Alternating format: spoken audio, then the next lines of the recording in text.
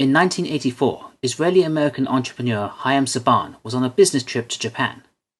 One day while he was in his hotel room, he turned on the television and discovered a live-action show about 5 brightly colored superheroes who fought twisted, evil monsters whilst piloting a giant robot mech. The show he was watching was called Jodenshi Bioman, the 8th installment in a long-running tokusatsu series known as Super Sentai. Saban was completely enamored by what he was watching, and felt that this was exactly the kind of show that should be brought to a Western audience.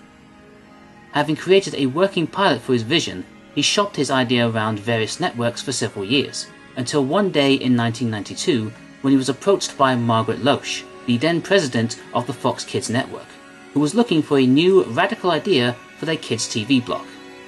Saban showed them his concept video, and the rest, as they say, is history.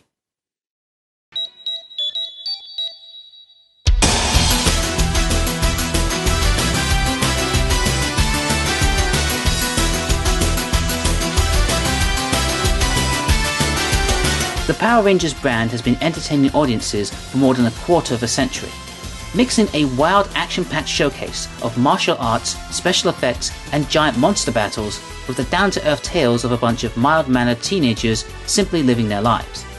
What began as an average kids' TV show quickly blossomed into a worldwide phenomenon that touched millions of people across the globe, and 30 years on, it is still going strong, with dozens of comic book series, a dedicated fan convention, and more merchandise than a Megazord can handle. This year marks the 30th anniversary of the TV show's inception, and with there being plans for a new rebooted series and series of films helmed by Jonathan Entwistle, I wanted to pay proper tribute to one of my favourite TV shows of all time, one that I am still enjoying even to this day. So I decided to take a look back at the first season of the show, watching every episode, giving my thoughts and opinions on each one, and throwing in a bit of trivia as well. To be absolutely clear, this is going to be a biased review. I can't speak for every PR fan out there, but I can at least give those who care to watch a viewpoint from my own perspective. I'm also aware of Linkara's History of Power Rangers series, and truth be told, it is part of the inspiration behind this video. I'll try not to repeat too many of the same points he made in his videos, and hopefully my thoughts will be distinct enough from his that it doesn't feel too much like plagiarism. Besides, I can't do snarkiness nearly as well as him, so I think we're safe. With all that being said, this is my look back at Season 1 of Mighty Morphin Power Rangers.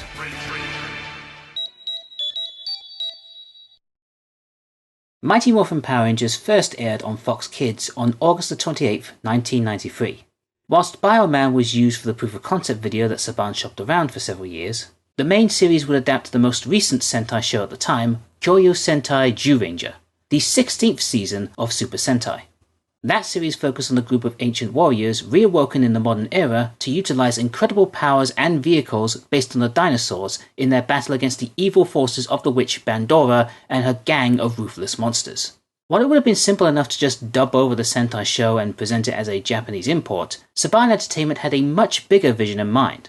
The costumed fights, kaiju battles, and even a good majority of the villains' footage were kept and dubbed over. But all footage of the unmorphed heroes and any references to the show taking place in Japan was scrapped in favour of their own American footage, which they would splice together with the Sentai to tell their own story. This practice would become the norm for all future seasons of the show, though the balance between American and Sentai footage would fluctuate depending on the season. When it came to adapting this series for the American market, a number of changes were made to the overall presentation, especially since it was being marketed towards a younger audience and one whose country's censorship policies were markedly different to Japan. Naturally, this meant that the level of violence had to be toned down, and that included the removal of all instances of blood, references to death, and even religious imagery in some cases. Fighting was also restricted to monster battles. The Rangers were only allowed to fight with monsters and not other human characters, except for instances of friendly sparring or sanctioned exhibition matches. Episodes would even open with a warning to the viewers to not repeat any of the actions seen in the show in real life. Another notable change came from the main cast, in particular the Yellow Ranger. In Zyuranger, the character was actually male, and ironically his name happened to be Boy. The producers wanted to add another female character to the cast for a more even balance, and perhaps to avoid the idea of tokenism by having only one female lead character. So the Yellow Ranger was changed to female as well. This is also a concept that other future seasons would implement. This does lead to a bit of confusion as to why some female Rangers have skirts as part of their Ranger suits and some don't, but ultimately I don't think it's really worth crying over. The biggest disadvantage that Power Rangers had was that of a very low budget, since despite being given the go-ahead by the Fox executives, it was clear that they thought the show would end up bombing and didn't want to waste a lot of money on it. This meant that the crew had to get creative with production, especially when filming on location. The city of Angel Grove is heavily inspired by Los Angeles, and is even billed as being part of California. Though as a cost-cutting measure, many of the outdoor shots were filmed primarily around Valencia, particularly Valencia Park for matching up with the Sentai fight scenes. While most interior shots were filmed on a soundstage, stock footage of Ulysses S. Grant High School was used for the exterior shots of Angel Grove High, and the youth center used aerial shots of the gym/physical fitness center in Baldwin Park. The command center is based off of the House of the Book, a structure belonging to the Brandes-Bardin Institute, now known as the Brandes-Bardin campus of American Jewish University. Because of its unique futuristic-looking design, it is featured in several TV and film productions, including The Lawnmower Man and Star Trek twice. Footage of the building was digitally cropped and added onto Vasquez Rock in the Mojave Desert to create the iconic image of the command center. FYI, prepare to hear me use the term iconic a lot in this video because there is literally no other word to use when describing this season. Plus, I'm too lazy to look up a thesaurus. When it came to casting, it was clear that Saban wanted youthful-looking athletic individuals to fit in with both the high school settings and the high-energy stunts. As such, those that were cast in the lead roles came from various backgrounds that included martial arts and gymnastics training. Austin St. John was cast as Red Ranger Jason. He was the youngest member of the cast, being 18 years old at the time, and by his own word of mouth auditioned for the role because of a bet made with a friend of his. He beat out several other hopefuls to land the role, including one other guy who we'll get to a bit later. The role of Blue Ranger Billy went to David Yost, an Iowa-born gymnast who moved to California in hopes of pursuing an acting career, and won the role only 3 months after arriving. Amy Jo Johnson was cast in the role of Pink Ranger Kimberly. She was initially planning to leave LA, but was convinced to stay by her acting coach and ended up winning the role only 2 weeks later. Walter Jones was cast as Black Ranger Zack after leaving his previous job as a cruise ship entertainer. He almost missed out on this opportunity as he was on his way to Florida to try out for the show Star Search. Fortunately, he was able to get another audition and secured the role. Casting the role of Yellow Ranger Trini was a more complicated affair. It was originally filmed by actress Audrey Dubois, and she even filmed a pilot episode with the rest of the cast. However, reports say that she was fired after asking for more money, and as such she was replaced by Vietnamese actress Thuy Trang. The decision to cast an Asian actress as the Yellow Ranger and an African actor as the Black Ranger was seen as problematic to say the least. While there are many conflicting stories behind what actually happened, the consensus by the studio was that it was an accidental coincidence, and since then, steps have been taken to ensure that it wouldn't happen again. Another actor retained from the pilot episode was Paul Schreier. Originally part of a larger and more menacing gang of bullies, Schreier was partnered up with Jason Narvi as part of the comedy duo of Farkas Borkmeyer and Eugene Skolovich, more fondly referred to as Bulk and Skull. The two became one of the most popular aspects of the show and stayed on for 6 seasons, outlasting every other member of the cast. While the main heroes existed mostly in American footage when unmorphed, the villains would mostly be seen in the Sentai footage, probably a part of balancing the minimal budget the show had. This is why there is a perpetual joke that the Rangers are simply fighting stock footage, along with continuous jibes about the bizarre speaking patterns of the villains due to voice actress Barbara Goodson having to dub over main villain Rita Repulsa. I'll get into more details about the specifics as we go, but right now let's get into the rundown of each episode, starting with the legendary episode where all began. 2 astronauts discover a strange golden cylinder on the moon. Upon opening it, they unleash a bunch of evil space aliens, including their leader, Rita Repulsa, the Empress of Evil, who immediately decides to conquer the nearest planet, Earth. Sensing her escape, an interdimensional being known as Zordon has his robotic assistant Alpha 5 transport 5 teenagers with attitude to their command center, and bestows upon them the ability to transform into the mighty Morphin Power Rangers. Using their new powers, as well as their giant mech called Zords, they manage to drive away Rita's forces and save the day.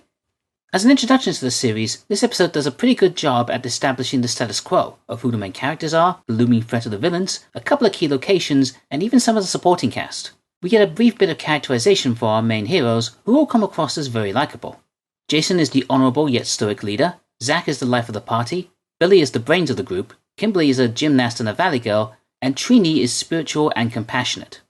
We also meet the comic relief duo of Bulk and Skull, who attempt to get karate lessons from Jason and fail rather embarrassingly. Bulk does pull off a surprisingly impressive sidekick though.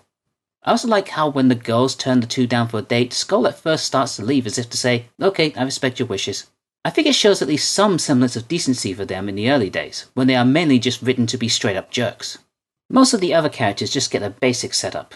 Zordon has a very commanding yet mysterious presence to him, while Alpha 5 is clearly written to appeal to younger kids.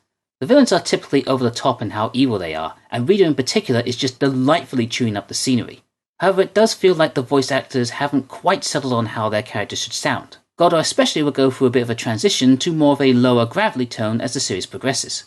We also get a brief cameo from supporting character Ernie, the owner of the juice bar that is part of the youth centre and a frequent hangout spot for the Rangers.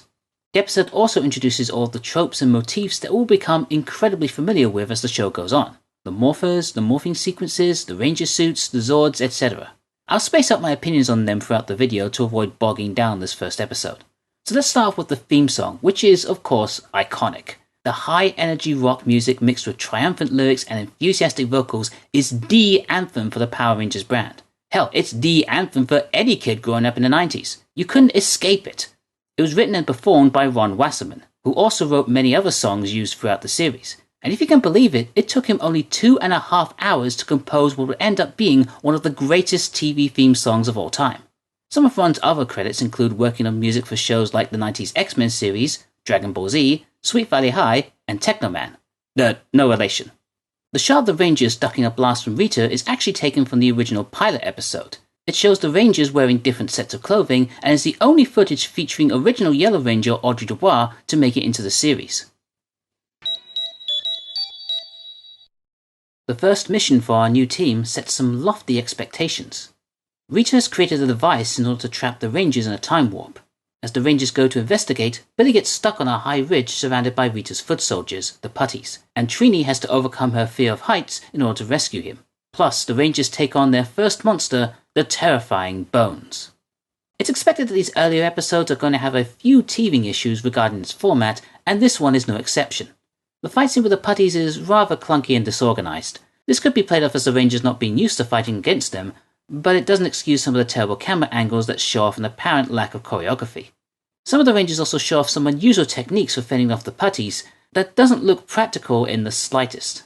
This episode helps to develop a bit more clarity on Trini and Billy's characters. While Billy may not be as competent a fighter as the others, he more than makes up for it with his intelligence, developing the communicators that the Rangers can use to contact each other, with the added accidental bonus of allowing them to teleport to wherever they need to be. This is just the first instance of Billy being able to invent extraordinary devices and equipment despite being a student with minimal income, unless these kids are somehow secret millionaires. We see more of Trini's cautious and caring nature as she expresses concerns for both Jason and Billy when they are in high positions, possibly stemming from her own fear of heights. However, aside from one episode as far as I can recall, her fears are never brought up again. Plus, it's hard to justify her having this fear when she's regularly piloting a giant robot. This episode actually has two monsters for the Rangers to fight. Bones, who is essentially a skeleton wearing what I think is a Renaissance hat, and a giant wearing what appears to be gladiatorial armor. Not much to say about either of them since they don't last that long. Trini earns the distinction of being the first Ranger to destroy a monster when she sends the head of Bones into a crevice. The giant is destroyed by Jason in the Tyrannosaurus Zord. The Red Ranger's Zord is often considered the lead Zord and is capable of battling a monster on its own. In fact, there's usually at least one episode a season where the monster of the day is defeated solely by the Red Ranger's Zord. The other Zords mainly exist to combine with the Red Zord to form the Megazord. Speaking of which, the Megazord is, once again, iconic. From the sequence of them joining together to the overall design, it is just incredible to look at. A minor detail, but I really like the Optimus Prime style mouthguard. It just helps to complete the look, and weirdly enough, having two different coloured legs doesn't ruin its symmetrical design. Maybe I've just gotten used to it after so many years. This is the first episode where we hear the phrase, "It's morphing time," which would become the show's most prolific catchphrase. While mostly attributed to Jason, it's actually Zordon that first says it when informing the Rangers of a monster attack. It's morphing time! Teamwork makes the teamwork. Wait, that's not right. Rita is polluting the Earth, and the Rangers have to learn to work together as a team in order to stop her. But when they have to contend with the mighty Minotaur, Zordon gives them a new set of weapons to help even the odds. A show like this would naturally have an episode about protecting the environment, and while they can often be a little preachy about its message, here it takes more of a backseat to the real moral of the episode, where the Rangers learn more about working together as a team, though even that message gets a bit lost among the constant action. We're still in the experimental stage of what a show like this is going to be. As such, we will see more episodes like this throughout the series that mostly consist of Sentai action scenes. Hopefully they won't be as choppily put together as this one, because it just looks like the Rangers are randomly jumping from one part of the fight to another with no rhyme or reason. This episode introduces the Rangers' power weapons, individual weapons unique to each Ranger that combine together to form the Power Blaster. I really loved these things as a kid, and I remember having my own set that I could combine together. The bright colours do make them look more like toys than actual weapons, but I guess that's why they were so appealing to kids like me. This is also the first episode to show the Ranger suits in American footage. While not as shiny as they would appear in the Sentai, they still seem rather okay to me. The suits are, yet again, iconic. You know what, I might as well just put up a counter. While I might not fully understand the reasoning behind the diamond patterns on their chests, gloves and boots, these are still classic looking superhero outfits. The helmets being shaped after their individual dinosaurs helps to give each Ranger their own distinctive appearance. Yolk and Skull are a bit more aggressive in this episode, throwing trash around and actually manhandling a passing student. It does help to paint them more as bullies and gives their comeuppance a bit more credence. Another minor character makes his debut in this episode, Mr. Kaplan, the headmaster of Angel Grove High. He doesn't serve much purpose to the overall events of the show outside of being an occasional foil for the Ranger teens and Bulk and Skull, and so that the show can make a few jokes about his toupee falling off. This is the first of 3 episodes where Bulk and Skull are joined by a third female member of their gang. While never named during the show, in the script she was referred to as Sharky. She was played by Stella Angelova, who was another actress brought over from the pilot. While originally planned to be a bigger part of the gang of bullies, it was reduced to that of a silent role before the writers decided that she didn't gel well with the duo's comedy shtick and she was written out. Maybe it would have worked better if you partnered her with a guy named George. Sharky and George has a nice ring to it. Wow, who would ever think that Bulk was such a powerhouse? Jason is feeling pretty low after failing to break a bench pressing record. Sensing this, Rita hatches a plan to separate him from the others, leaving him alone to face the team of Goldar and King Sphinx. This is a pretty fun episode, but I have to admit a lot of it really confuses me. Like, when Zack and Kimberly are sent away by King Sphinx's attack, what stops them from just teleporting back into the fight? It seems more like a minor inconvenience than anything truly nefarious. I get that after Jason is teleported to a desert, a very rocky looking desert, the others can't seem to get to him, but it's never clearly explained why.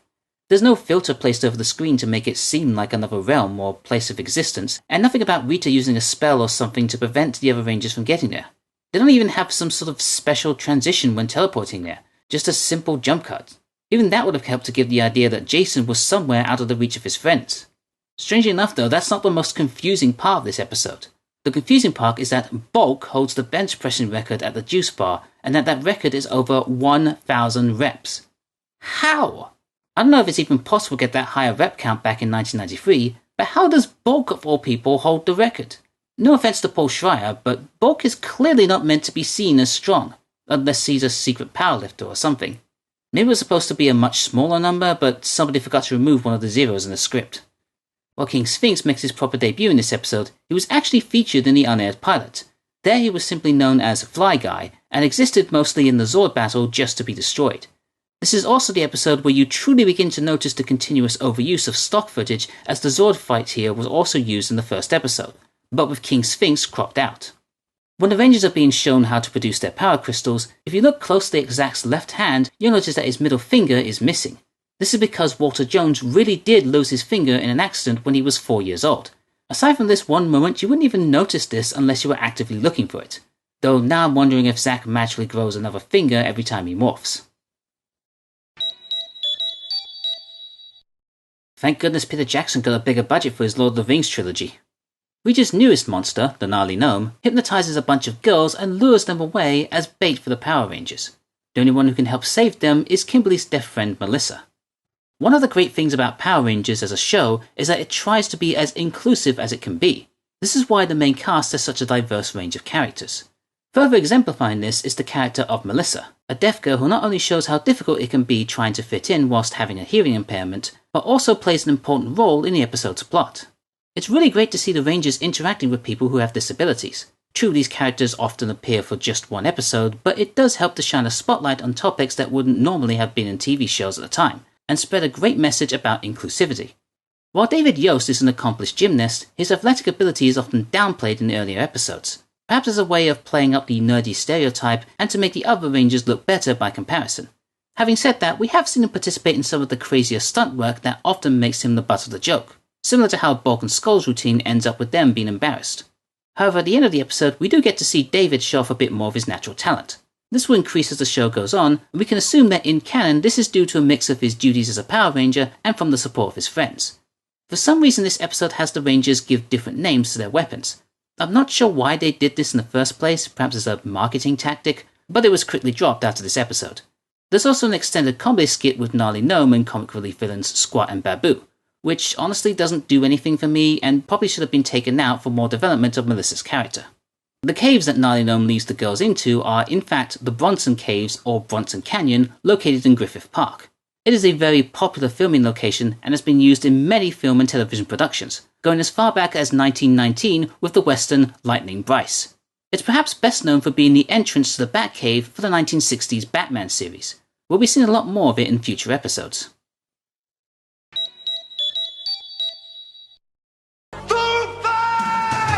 Bulk and Skull start a food fight at the Cultural Food Festival, and the Rangers get the blame.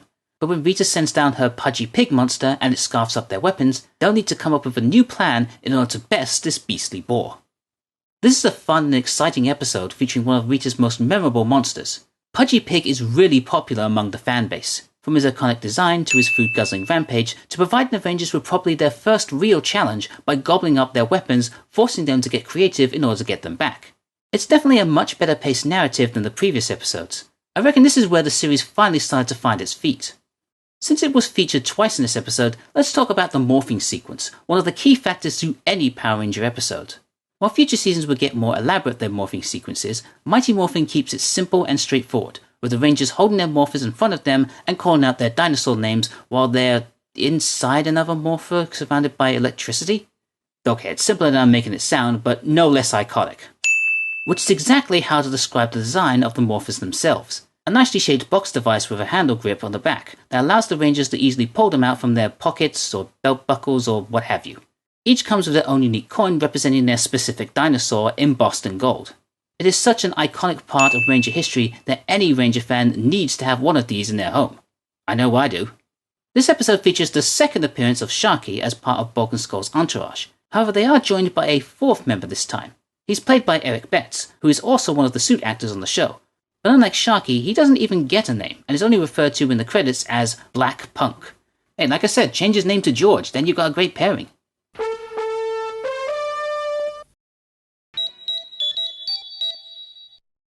This is your brain. This is your brain on drugs. Actually, that would explain some of the imagery in this show. Rita has discovered the location of the ancient power eggs, but she'll need the help of an innocent child in order to retrieve them. So she sends down a chunky chicken monster to kidnap a little girl that Trini and Kimberly are looking after. This is what can be more commonly considered as a MacGuffin episode, where the entire focus of the plot is centered around some ancient, mystical, or powerful item that the villains want and the Rangers need to protect, or vice versa. And once the episode is done, it's never brought up again, just completely disappearing from the show entirely. In this instance, it's a pair of eggs imbued with quote-unquote a universe of power, but it's never made clear what that power is exactly, nor how Rita plans on using it. What, is she going to crack them open and make a superpowered omelette or something?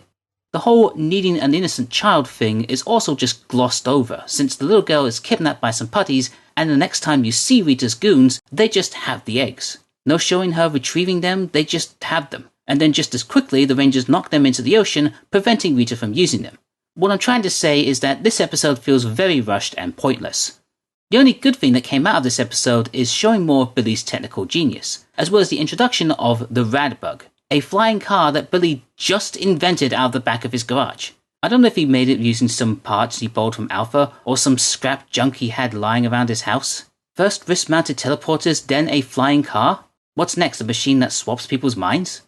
You know, I haven't talked that much about the putties yet, have I? Strange, seeing as how they are the most iconic henchmen in the series.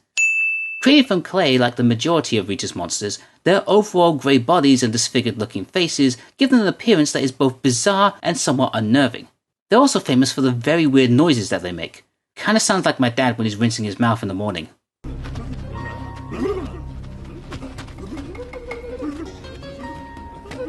Plus, as the show goes on, they actually do become less of a threat and more of a minor annoyance, save for 1 or 2 episodes later on.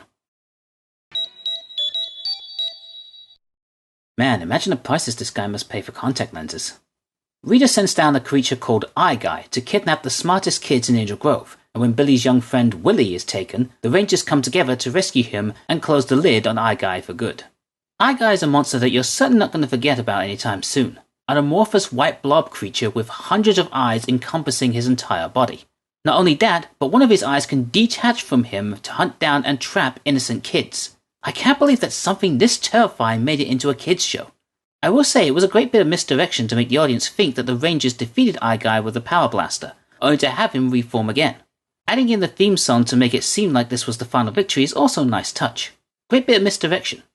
There's something a bit off about the acting from Willie and the professor in charge of the science fair. I wasn't sure of it at first, but after some research, it turns out that both actors' voices were dubbed over. I'm not exactly sure why, either the sound quality on set was bad, or the acting was just so awful they had to dub them over in post. It is really noticeable, however, especially during the final scene. Also, I've got to say this is the second time that somebody innocent has been blamed for something that wasn't remotely their fault. First the Rangers get blamed for the food fight in the previous episode, and now Willie is being blamed for Bulk and Skull's shenanigans at the science fair. Is Angel Grove twinned with a place called Conclusions? Because people sure like to jump to there quite often. Zord battles are a regular thing in Power Rangers, and they occur in almost every episode. Aside from 1 or 2 instances, the Rangers only call upon their Zords when Rita makes her monster grow. This is achieved bizarrely enough by her throwing her magic wands down to the planet. While looking visually interesting, I don't really get why she does it, especially since we've seen that she can fire upon the planet from way up in the palace. This episode is also the most physical that the Rangers have gotten with Bulk and Skull. Usually they just dodge around them while they make fools of themselves, but this time it's almost a legit fight.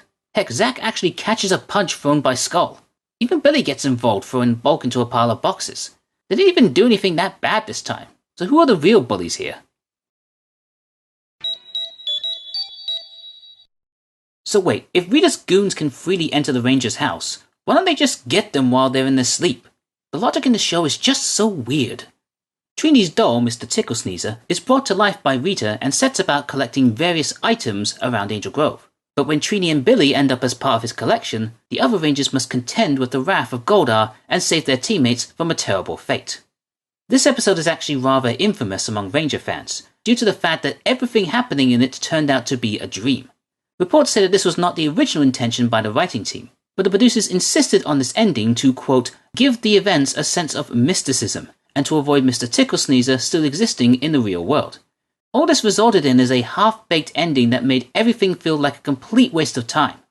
I'm also not the biggest fan of Mr. Tickle Sneezer in general, but there's nothing wrong with the idea of a monster that doesn't like violence. In fact, later seasons would utilize this concept in a more effective manner.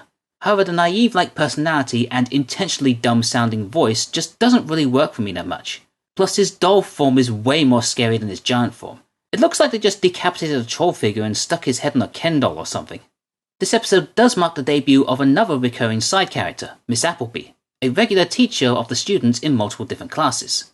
Like Mr. Kaplan before her, she doesn't play a huge role in the show overall, but is used to help usher along the narrative in a few episodes.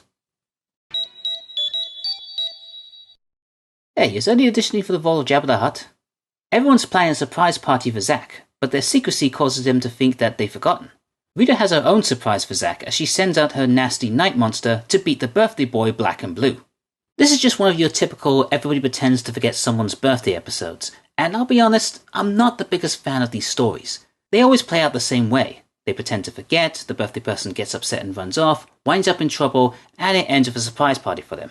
They're just way too samey and contrived for me to enjoy them, and while this does have a few fun slapstick moments with Bulk and Skull, and Billy and Ernie having problems with the cake machine, I think this is one that could just easily be skipped. The flashback clip that plays while Finster is describing Nasty Knight's previous exploits features the knight fighting a warrior wielding an axe. This is actually Goshi, the Black Ranger from Jew Ranger. Flashbacks are often a very clever way of making use of Sentai footage that otherwise couldn't be used in the episode proper. I don't know guys, this kid's performance seems a little flat to me. The Rangers take Trini's cousin Sylvia out for a day at the fair, but nothing is quite as it seems as the clowns are revealed to be putties in disguise, and the terrifying Pine Octopus turns Sylvia into a cardboard cutout. This was a decent episode overall. The first to feature a monster and putties disguising themselves as humans, a somewhat over-the-top yet memorable performance by Pineapple the Clown, and some great fight scenes that make use of the funfair rides. It must have cost the producers a pretty penny in order to rent out an entire carnival to film in, and considering the shoestring budget they had to begin with, they quite clearly were getting their money's worth. I do feel like they could have done a bit more with Sylvia wandering off with one of the clowns. Maybe Trini getting mad with her and explaining the importance of stranger danger, or maybe Sylvia pushing back a bit by wanting to stay with the clown. This episode could have had a good message to go with it. It's not a total loss, but it's something that did stick in my mind as I was watching. One thing that becomes very apparent while watching each episode is just how much repeated footage is used on a regular basis. Now for the most part, it's mainly the general things you expect to see in Power Rangers. The morphing sequence, Megazord transformations, and the antics of Rita and her crew in the Moon Palace. However, every now and then, the show will end up reusing fight footage from previous episodes. Like in this one where the Rangers battle putties in an amphitheater. It's the exact same footage that was used a few episodes ago when they were battling King Sphinx. This isn't really a huge detriment to the show, and it may just be another effect from having a low budget, but it's not exactly unnoticeable when it happens. How the heck did this show get away with Kimberly looking like that? Babu slips a potion into Billy and Kimberly's drinks that give them an attitude change and turns them into punks. While Alpha works on turning them back to normal, the other Rangers face the wrath of the Terror Toad. This is an episode that somehow gave me both fond memories and horrific nightmares. On the one hand, it's really entertaining to see Billy and Kimberly act completely out of character from their usual goody two-shoes nature. It's especially great to watch David Yost really hamming up his performance, as the Billy character is normally quite reserved. It is a bit of a shame that we don't get to see more of their antics, as they're secured by Zordon and Alpha rather quickly. On the other hand, this thing completely terrified me as a kid. At first it's simple cheesy fun as it turns Trini and Zack into energy spheres and absorbs them. But then it completely shifts gears when it just straight up eats Jason and Billy alive. Can you imagine what that must feel like? Being a 5-year-old kid and watching your favourite superheroes being devoured by an ugly looking monster while they kick their legs and scream in fear. Something like that can scar you for life. I'm pretty sure I spoke my first curse word when Babu tried to stop Kim from getting that one shot in that would have freed the others. Needless to say, I was more than happy when they destroyed it, and I'm glad I don't have to see it anymore. More! On a completely different note, this episode does feature Alpha's first appearance outside of the command center, albeit in an altered dimension that's basically just a darkened room with weird lighting and a black tarp thrown on the floor. Geez, I knew their budget was tight, but I didn't think it was this bad. The flashback of Zordon showing him in a more humanoid form battling against putties is actually a clip of his Dew Ranger equivalent, Barza, the mysterious sage that summons the Dew Rangers in the first place. Wow, we've got a real Casanova Cranston over here. Billy has no intention of going to an upcoming dance until he meets a girl named Marge and the two of them hit it off. Unfortunately, she gets kidnapped by Rita, and for the Rangers to rescue her, they'll have to face off against a fearsome foe in Madame Woe. I've got to say, I'm really enjoying the Billy-centered episodes. He always comes across as the plucky underdog of the group, and it's great to see his more confident friends being so supportive and encouraging. Having said that, this one is about as straightforward as most of the others that we've already seen. A villain kidnaps someone, the Rangers are sent to another dimension, and eventually through vague MacGuffin reasons, they end up saving the day. While Marge makes for a fun female version of Billy, sadly her acting leaves much to be desired. Either she wasn't given much direction during her scenes, or she's playing up the kid aspect of the show a little too much. We are starting to see more American footage of the Ranger costumes as the show goes on, and very noticeably, the Rangers are much less animated than in the Sentai footage. There's a lot less exaggerated posing, and a lot more standing around not really doing much. Oh, and there's one bit where it looks like the Blue Ranger literally leaves the Sentai footage to talk to Marge before walking back into it. One of the fun parts about watching back these old episodes is that you end up coming across some familiar names that will later go on to mainstream success. In this case, Madame Woe is voiced by none other than Alex Borstein, who is now more better recognized as the voice of Lois Griffin in Family Guy. Not only is she the first female voice actor to voice a monster in Power Rangers, but she would also voice a few other characters in the show as well, including most notably recurring antagonist Queen Machina in Power Rangers Zeo. It's always very fascinating to go back and discover the early roles of popular celebrities before they became famous. The Pink Ranger goes through a flying fad, and Rita's latest monster is Breaking Bad. Kimberly goes on a flight trip in her Uncle Steve's plane, with Broken Skull in tow, but the pilot blacks out after his drink is spiked by a sleeping potion, leaving Kim with no choice but to take the wheel. The other Rangers attempt to rescue her, but they're met with contention by the vile creature Snizzard. This episode does a decent job in building tension with the plane flight. They keep things at a slow, methodical pace as Kim is instructed on how to land the plane. It does get ruined sometimes by them cutting back to the fight scenes every now and then, and when they cut to Bulk and Skull on the plane, not helped by the fact that their theme tune also plays every time it does. Kind of breaks the tension a bit. Then logic breaks through and you begin to question how she can easily pilot a giant pterodactyl robot but struggles with an ordinary plane. I'm sure there is a simple hand-wavy explanation like her suit feeds the instructions to her or the controls are different or something like that. Still, I've got to give them an A for effort. This episode also features the first appearance of a recurring character, Angela. She serves as Zack's love interest, and he constantly tries to woo her throughout the series with little to no success. I'll get into my thoughts about her later, but for now, she's just sort of there. The Snizzard has gained a fair bit of notoriety in recent years, after it was revealed that he was voiced by none other than Bryan Cranston, who of course would go on to greater recognition as Hal in Malcolm in the Middle, and later worldwide success as Walter White in Breaking Bad, before circling back around to play as Zordon in the 2017 Power Rangers movie. And yes, his surname was also given to the character of Billy, which only makes me wonder what sort of things these two would cook up in Billy's garage. You know, I'm surprised nobody in the 80s thought to make a movie called Karate Scientist. I'd certainly watch it. Billy meets with Trini's Uncle Howard, a renowned scientist/martial artist, who tutors him in a few lessons on karate. Unfortunately, Rita's forces kidnap him and demand that he hands over his invisibility formula so she can use it on her newest monster, the Dark Warrior. Despite involving one of Trini's family members, this is another Billy-centric episode. Not that that's a bad thing, it's just that we've had a fair few of them recently and not nearly as many as focus on Trini. It's starting to feel rather uneven. With that said, this is still a decent enough episode. It's great to see Billy continue to grow in his own self-confidence and get rewarded for it at the end. Plus, Uncle Howard is a fun, light-hearted take on the wise, old, slightly tubby Karate Master character. I do wish that we could have had a bit more time with the Rangers battling the Dark Warrior though. Fights with a more evenly sized monster tend to be more visually interesting than ones with a bloated costume monster, because they can work in more complex choreography than Rangers hit the monster and it has no effect. Not that I'm against the big costume monsters, it's just that they can't do as much, but they are at least more memorable. We also get to see Goldar in American footage for the first time. I've kept quiet on Goldar for a while now, and it's honestly because he hasn't had that much to do in these past few episodes, other than voice actor Kerrigan Mahan trying to work out the kinks in his voice. Seriously, Squat and Babu have done more than him, and they're the obnoxious comedy relief villains. Don't worry though, he'll get something nice and meaty pretty soon. Another Billy episode? Are you kidding me? They should just call the show Billy and the Mighty Morphin Power Rangers. Oh. With some meddling from Squat, Billy's latest invention causes his and Kimberly's minds to swap bodies. As they try to live each other's lives, Rita sends down the Genie monster to cause more havoc. This is just another episode that allows David Yost and Amy Jo Johnson to have a bit of fun playing out of character. I think Yost does a better job playing Kim than Johnson does as Billy. But again, that might just be because the Billy character is so reserved that letting Yost loosen up a bit is entertaining. Bulk and Skull also have their minds swapped, but sadly we don't spend enough time with them to get any real joy out of it. While having an interesting design and premise, the Genie monster is sadly wasted potential. I mean, what's the point in having a genie for a monster if you don't make use of the wish-granting premise? Quick thought, maybe you could have swapped him with the monster from Zack's birthday episode, and make his lamp a gift that Zack gets that grants wishes with bad consequences or something? When filming the body swap sequence, some wayward pyrotechnics caused Johnson and Yost to accidentally catch fire. Thankfully there weren't any serious injuries, however Johnson would become much more wary of the special effects equipment because of this incident.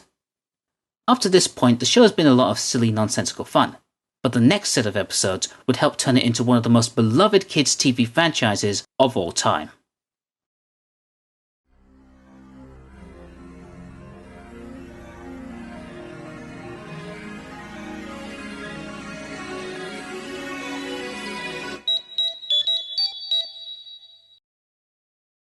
The introduction of a Power Ranger legend.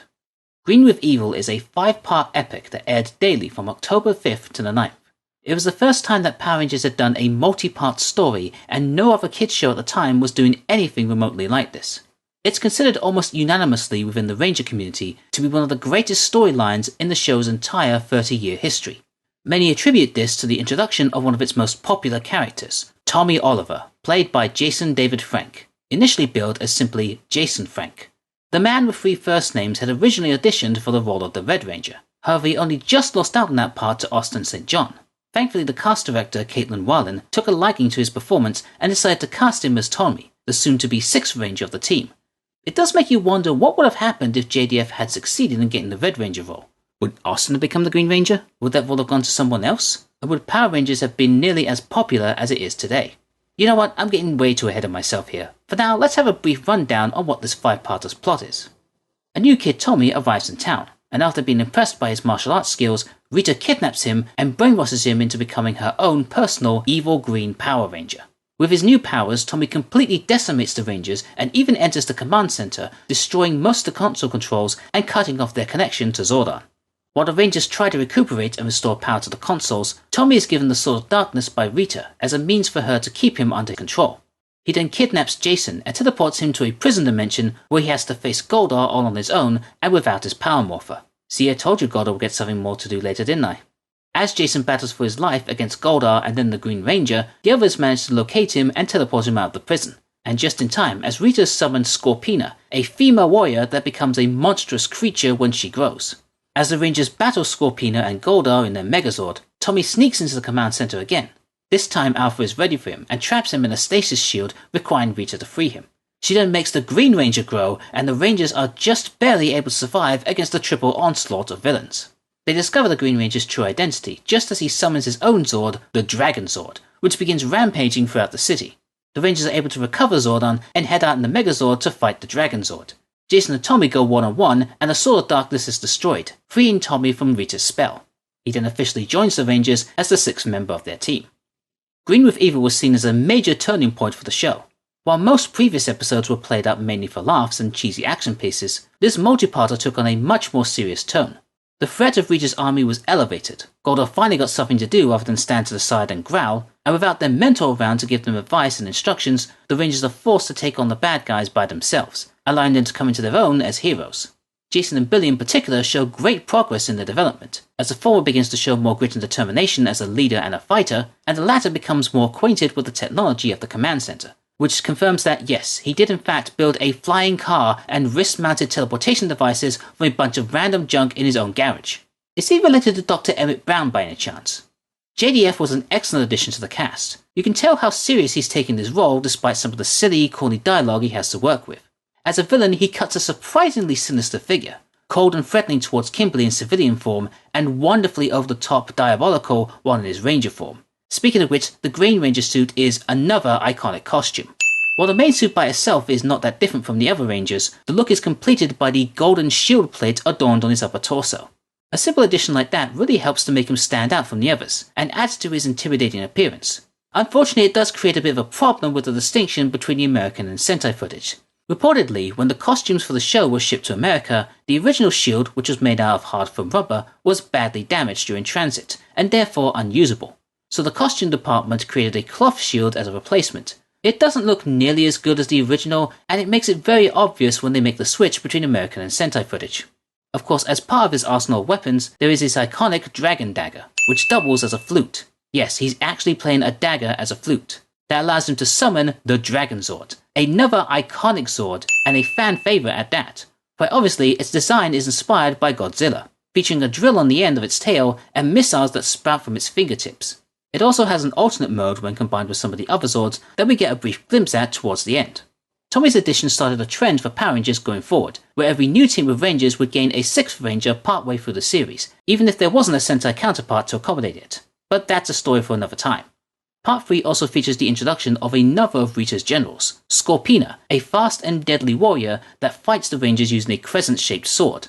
Voiced by Wendy Lee, she's the only other human-like character to appear in the Sentai footage along with the other villains. She's often partnered up with Goldar while on missions, and when she's made to grow, she takes on a more monstrous-looking form, resembling that of a scorpion.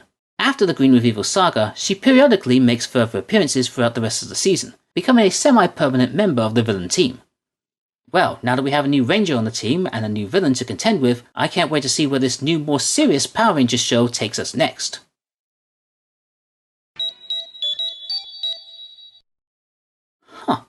Well, I can't say that I expected to see that.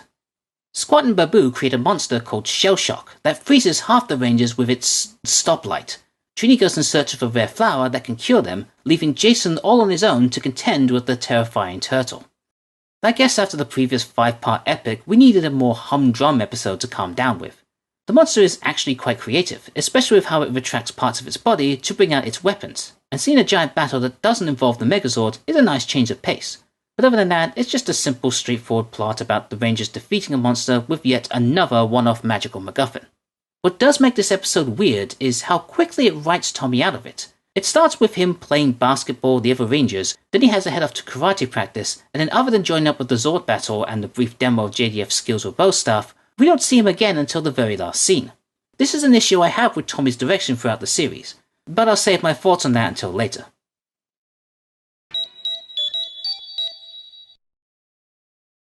I wonder if this is how James Cameron's Spider-Man film would have turned out. Rita sends down a wave of moths with the intention of putting the entire city to sleep. In order to save the day, Zack has to overcome his fear of spiders and defeat Rita's latest monster, Spidertron. Honestly, this episode doesn't really do that much for me. There's a bit of talk about this statue that they need to save, and it's a big focus of the story, as a fake version of it houses the Monster of the Week. However, it's quickly sidelined for a story about bugs and moths, and the two plots just don't seem to gel well together for me. Plus, for a Zack-centered episode, it barely does anything more for him than the birthday episode. He apparently has a fear of spiders and bugs, but it comes off more like he just finds them a bit gross, and it didn't seem to affect him that much when he was fighting Spidertron. This episode just felt a little phoned in to me. On the plus side, the Zord battle was a bit more interesting this time, and we got to see a proper debut of the Dragon Zord's battle mode. Again though, Tommy is sidelined for most of the episode. Man, I wish I could think of a good flower pun here, but I've got to sod all. Kimberly builds a model float to be used in the Angel Grove Parade, but Rita sends down her putties to wreck it. Afterwards, she turns her attention towards the parade itself, and the Rangers take on her Spitflower monster to ensure the parade's safety. This has got to be Rita's pettiest plan yet. There is no strategic advantage to attacking Kimberly's model, and making her upset doesn't have any effect on her fighting abilities whatsoever. The only reason she would do something like this is out of sheer spite. I guess she just needed one victory over the Rangers, no matter how small it was. And no doubt it does make her more hateable by making Kim cry. Which, by the way, some great acting from Amy Jo here. For a kids show, she probably could have gotten away with mild disappointment, so props to her for putting on such a good performance. Another plus to this episode is actually giving Tommy something to do. When he's not hanging out with the Rangers more than we've been seeing him do, he's busy fixing Kim's float so that it can be seen in the parade. Aw, that's rather nice of him. I think these two should get together. Does this count as a Halloween episode, even if it technically has nothing to do with Halloween? Rita's discovered the secret vein of Super Putty and orders her minions to dig it out. To keep the Rangers busy, she has Vince to create a Frankenstein monster and sends it to infiltrate a costume party at the youth center. I'm pretty sure this was mostly just an excuse for everyone to have some fun and dress up. Costumes are all really neat and quite befitting for the individual Rangers. Plus it leads to a few fun bits with Bulk and Skull deciding on their costumes. Alpha's even able to join the party, and has all the girls swooning for him. For some reason. Dang, even Alpha's getting more action than Zack. While the Super Putty subplot won't really come into effect until the next episode, the main focus comes from Rita's Frankenstein monster. As I've said before, I do enjoy the faster, more nimble monsters, as it can lead to more exciting fight scenes. The major problem comes from the fact that this is the most human-looking monster we've seen so far, and by that I mean we see a lot more of the human actor underneath the costume. I'm also not sure if they got the Frankenstein costume from the Sentai show, or if they had to make their own. But these two factors combined makes it really obvious which footage is which, as neither version looks anything like the other. Tommy even uses the American costume in the last scene as his own costume for the party. This could have been handled better, but you know what, I'm not going to split hairs over this. I got to see Bulk and Skull as Elvis, so I'm good. Uh-oh, my back. This episode also marks the third and final appearance of Sharky. She was the one dressed up like the bride of Frankenstein dancing with the monster. She even got to say a few lines as well, even if she was dubbed over by Wendy Lee. Despite not having much of a showcase within Power Rangers, Stella Angelova has managed to carve a pretty successful career working on various movies, TV shows, and advertisements as a stunt double and as a dancer. She also competed in her home country of Bulgaria, appearing on the third season of their version of Dancing with the Stars. She was even runner-up on that season, so it's great to see that she's doing really well for herself. Oh, Angela is also in this episode as well, but all she does is reject Zack after he asks her to dance. Rather coldly, in fact. What, did he pretend to forget your birthday? You guys are a little early. We're not doing ninjas until the third season. While Jason and Tommy struggle to work together whilst preparing for the Team Ninja Finals, Rita creates her Super Putty Patrollers and sicks them on the rest of the team. The two bickering Rangers need to learn how to Gung Ho as they're sent out to find the new weapons they'll need to combat these gruesome grey Goonies. In some ways, this episode feels more like a rehash of the last time the Rangers had to learn to work together, except that episode seemed to care more about the environmental message it was trying to spread. I think it worked much better here, as with the recent history Tommy has had with the Rangers, you can believe that he and Jason would develop a somewhat competitive rivalry. Though it is kind of strange that their training makes it seem like they're competing in some sort of synchronized rhythmic combat dance, and the actual competition is just a straight up tag team match. There isn't really that much to say about the Super Putties. They barely look any different from their regular forms, and after this episode, they don't get mentioned again, much like the MacGuffin weapons the Rangers get to defeat them. A bit of a disappointment considering that they were being built up since the previous episode. What we do see in this episode is the debut of another Zord for the Rangers, Titanus, a Brachiosaurus-themed Zord. While not evil, he does provide an obstacle for Tommy and Jason in their attempt to retrieve the MacGuffins. He does become an ally for them afterwards. Tommy also transfers his Dragon Shield to Jason, a hint of the sight we'll become very familiar with later in the season. If you've been paying attention, you may have noticed that some of the episodes are a bit out of order based on their broadcast dates. It's not really a huge deal since most of the episodes are so superfluous that they can be watched in any order. I'm just going by how they're laid out on the Ranger Wiki page.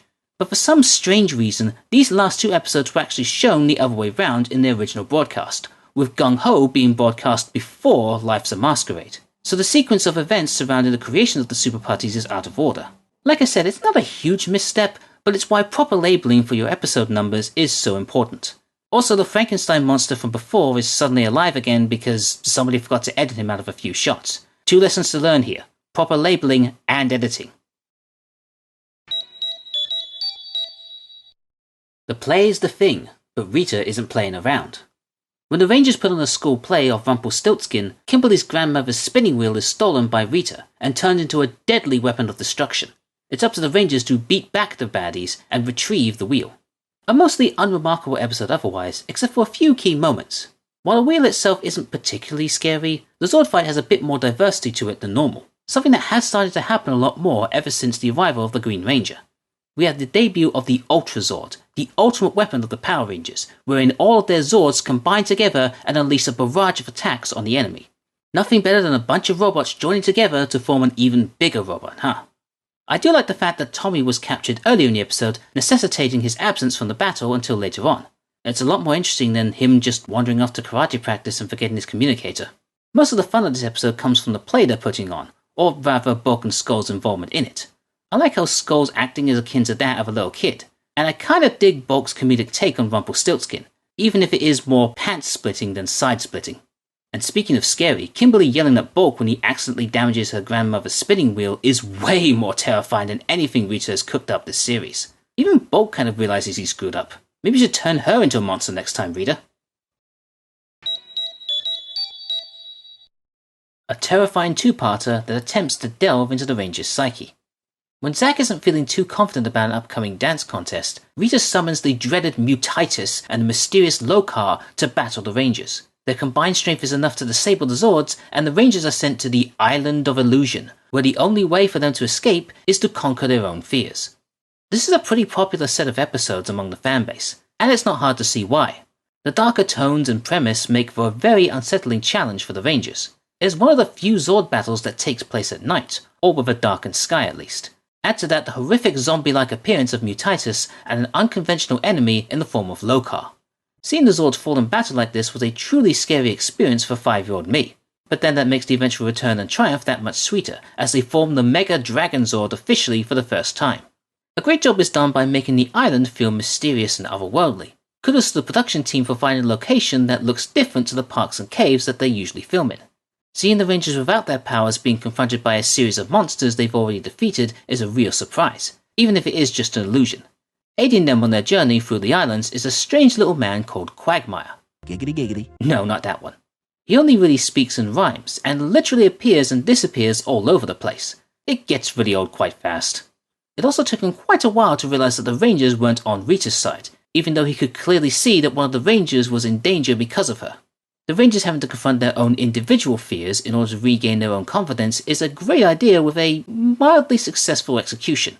I like the concept of it as a way of bringing out some character growth in the teens, and there's a sly way of turning this into a mini clip show of sorts. However, the clips they show the Rangers remembering don't exactly match the illusions that they're trying to defeat, nor are they being remembered that accurately. But I don't find it that big of a deal. It also feels like maybe the resolution of them conquering their fears is a bit too rushed, though when you've got about less than 20 minutes an episode to tell a story, I guess some things need to be hurried along.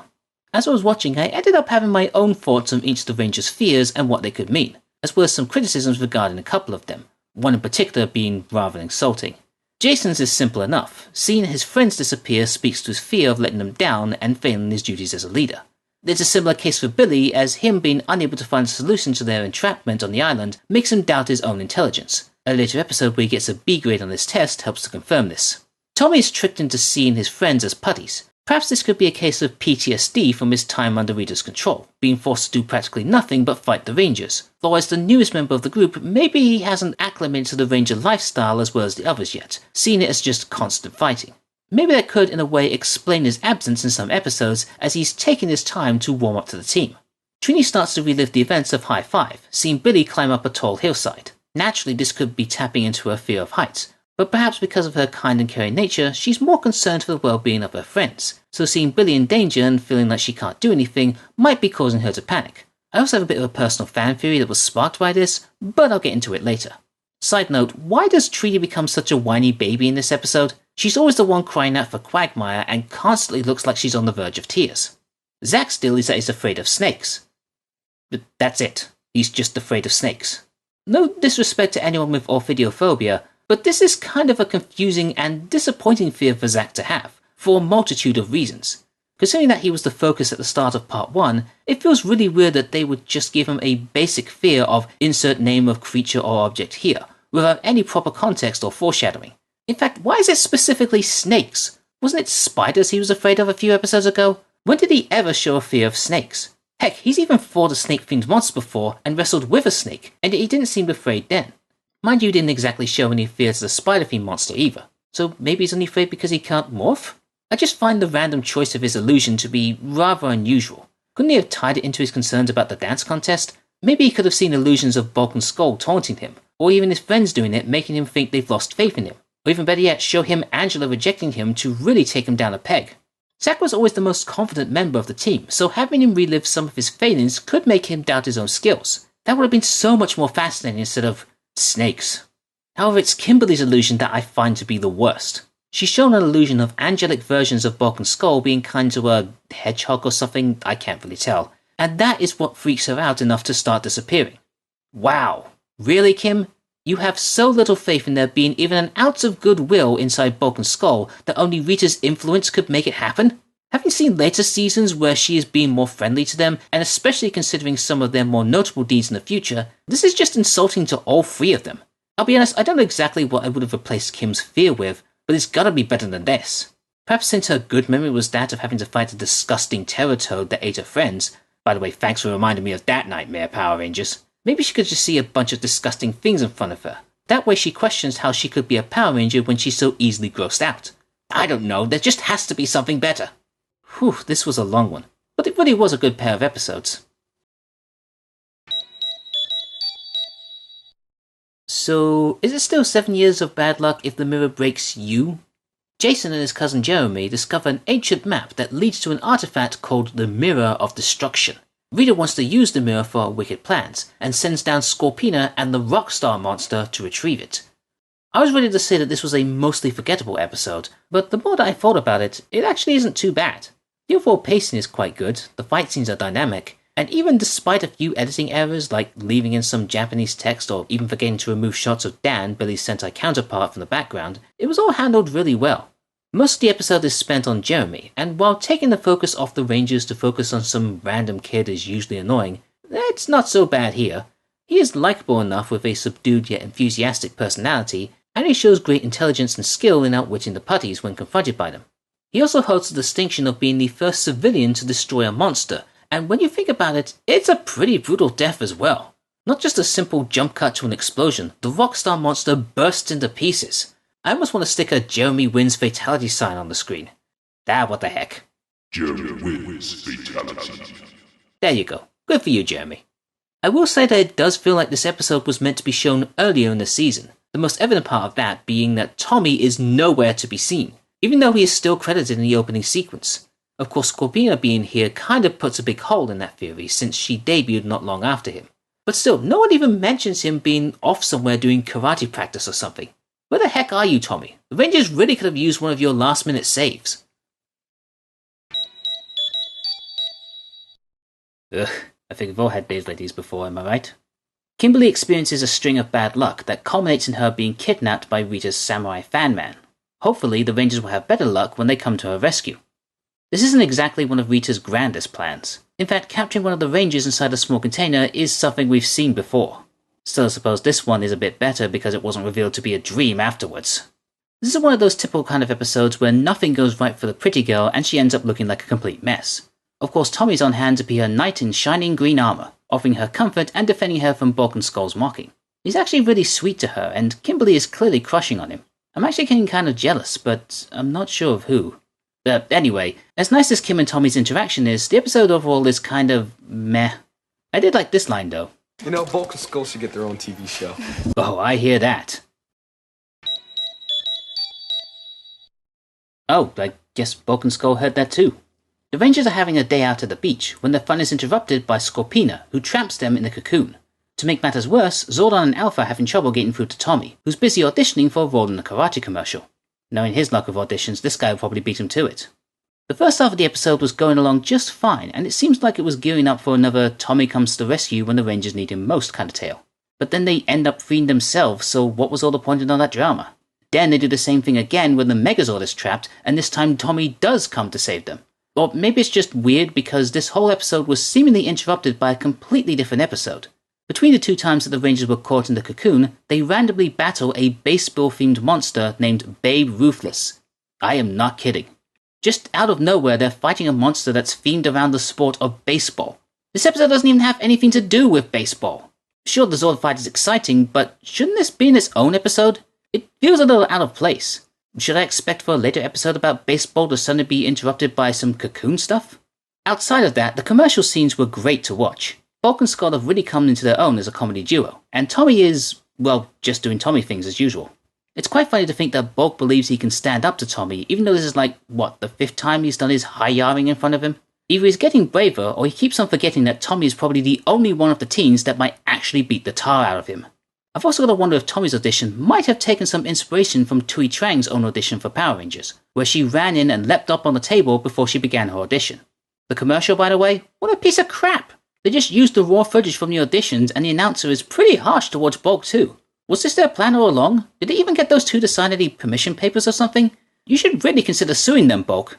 This was the first episode where Zordon would be voiced by Bob Manahan. Due to other commitments, original voice actor David Fielding had to leave the show, and Manahan would later become the permanent voice of Zordon going forward, though Fielding's likeness would still be used for the character, and he would still receive credit in the opening titles for the next few episodes at least. Man, this guy talks about eggs so much it's leaving my brain scrambled. The Rangers are preparing for a talent show when Tommy is kidnapped by some putties. As much as they want to save their friend, the Rangers are sent by Zordon to deal with an egg-obsessed monster named Fang. This is another one that's not really up to much. It's very by the numbers and doesn't have anything substantial to offer. It does have a cool looking monster though, an armoured sea creature with gruesome teeth, Wolverine-style retractable blades and unnerving eyes. The close-ups of them really make you feel uncomfortable. Of course, a lot of that menace is taken away when he's constantly talking about eggs in that weird voice of his. I mean, at least it's not the standard growling monster voice, but it did get a bit irritating over time. He's quick and nimble though, resulting in a fun Zord battle. Like I said, apart from the monster, hardly anything worth mentioning here. Can we get an episode with some actual stakes involved, please? Oh, thank you? Rita has decided that she's had enough of Tommy and creates a magical green candle in order to steal his powers away from him. The race is on for the Rangers to rescue Tommy and snuff out the flame, but trouble comes in the form of the shape-shifting Cyclops monster. This is the two-parter that initially served as a way of writing the Green Ranger off the show, as the producers had pretty much run out of Sentai footage to use for him. This is because in the Sentai, the Green Ranger stayed mostly inside a hidden chamber, as his life would slowly drain the longer he remains outside of it. This is why Tommy was barely around to help the other Rangers, as the writers had to keep coming up with excuses to explain his absence. The Sentai's Green Ranger actually ended up dying when his chamber was destroyed, hence the need to write him out. This was changed to Tommy just losing his powers because, well, kids show. A fraction of his powers was transferred to Jason, allowing him to summon the Dragon Shield and Dagger, acting as a sort of enhancement mode for him, something that would become a recurring element for future Red Rangers. The Green Candle acts as sort of a complementary follow-up to the Green Revival saga, as many of the qualities showcased there can be seen within these 2 episodes. We get to see more of Billy's hyperintelligence and his understanding of alien technology, as he creates a device that allows them access to Rita's prison dimension. Jason shows more of his leadership qualities as he volunteers himself to retrieve the candle, referencing his past experience with the dimension.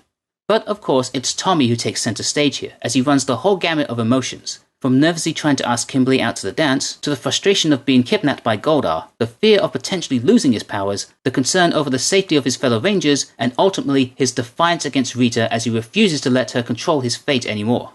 This culminates in Tommy finally asking Kimberly to the dance, and the 2 of them share a kiss, something that was very rarely seen at the time in a show aimed mainly towards children. The episode also features some fun and interesting fights, including Tommy's battle with Goldar to escape his imprisonment, Jason's fight with Goldar to retrieve the candle, and the Zord battles with the Cyclops that feature the only time where Tommy actually pilots the Zord from inside the cockpit. It's kinda crazy to see the Megazord and Dragonzord fighting each other again, knowing their alignments are now swapped. I also want to point out this cool transition where the Cyclops turns into Dragonzord's battle mode. Pretty seamless for an early 90s show that heavily relies on jump cuts and cheap special effects. This is a great 2-part story filled with tension and dread, broken only once for a brief scene with Bulk and Skull. The constant cuts back to the candle as it slowly burns away is enough to keep you on the edge of your seat, and the ending itself is rather bittersweet, as while the Rangers fail to stop the candle from burning out, they prevent Rita from taking the Green Ranger powers, and Tommy and Kim finally begin their relationship, though I'm pretty sure we haven't seen the last of Tommy Oliver just yet. You know, this episode feels a lot like the Karate Kid, if Cobra Kai were the good guys and Mr. Miyagi was the jerk. Zack is coaching one of his students, Cameron, in preparation for a big karate tournament. Unfortunately, he has to leave early as Rita sends down her Hatchosaurus monster, which proves to be seemingly indestructible to the Rangers' attacks. I don't know about this one, guys, it feels a little underwhelming. Sure, I didn't expect it to top the last 2 episodes, but the fact that it didn't even address losing the Green Ranger as a team member is a bit off-putting. Tommy isn't even mentioned in this episode at all. He's even removed from the opening credits, and the Rangers are just continuing on as normal. I mean, you'd think there would be some kind of big aftermath following a big event like this, but it's like the character was just erased from the show altogether. It just feels weird and wrong. Putting that to one side though, this episode is just alright. The Zord battles are kind of okay. Jason jumping inside the monsters to fight the weird heart creature is unique, but he mostly just gets held up by him and lightly shaken about. There is a cool shot of him wielding the sword and dragon dagger like 2 lightsabers. The story of Cameron and the karate tournament is barely relevant, but okay. In fact, as I alluded to earlier, it does feel a little reminiscent of the Karate Kid, but with the roles reversed. Cameron's opponent Biff even dresses up like he's in Cobra Kai. There's even a breakup between him and his mentor like at the beginning of the second movie, though thankfully Bulk is not as deranged and psychopathic as Kreese is. I wonder what his version of Strike First, Strike Hard, No Mercy would have been. Uh-oh, my back. Yeah, I don't think he's opening up a dojo anytime soon. While I may not be too keen on this episode, it is a very memorable one for me. That's because a lot of the lines from here would end up being used on the soundtrack album Power Rangers The Album A Rock Adventure, a collection of heavy metal songs used during the first 2 seasons of Power Rangers, loosely tied together by audio samplings from the show to create a narrative running through most of the tracks, though the rearrangement of these samplings tells an alternate story compared to what happens in the show. Whilst having only 12 tracks for the US release, the UK version got a bonus dance remix version of the main theme, produced by Simon Cowell of all people. In fact, I've been using samples of that track for the transitions between these episodes. Listen. See? Anyway, check it out. Bulk and Skull just invented YouTube poops. That Miss Apple can't teach. The Rangers have organised a cleanup club in order to help clear the city of its trash and pollution. Of course, Rita has to be a major party pooper and sent her newest monster, Polluticorn, to make a mess of their cleaning crusades. It's been a while since we've had an environmentally conscious episode. Last time it took more of a background role to the other big more of the day, but now it is up front and centre as the major talking point. And I've got to say, it's treated pretty well. It's not overly preachy, and at least the overall message isn't "man is bad, stop polluting." No, it's more of a simple try to pick up trash wherever you can kind of deal. That sounds like a more realistically achievable goal. Plus the montage of the Rangers cleaning up in the park is so 90s it's unbelievable. Hip-hop music playing, dancing, high fives, funky editing, they're even doing flips, Power Rangers style flips while putting trash into a bag. I just love this kind of nonsense. The main threat from Rita is barely worth talking about, to be honest. Just by looking at the monster you can tell exactly where his weak spot is, and the Rangers quickly figure that out too.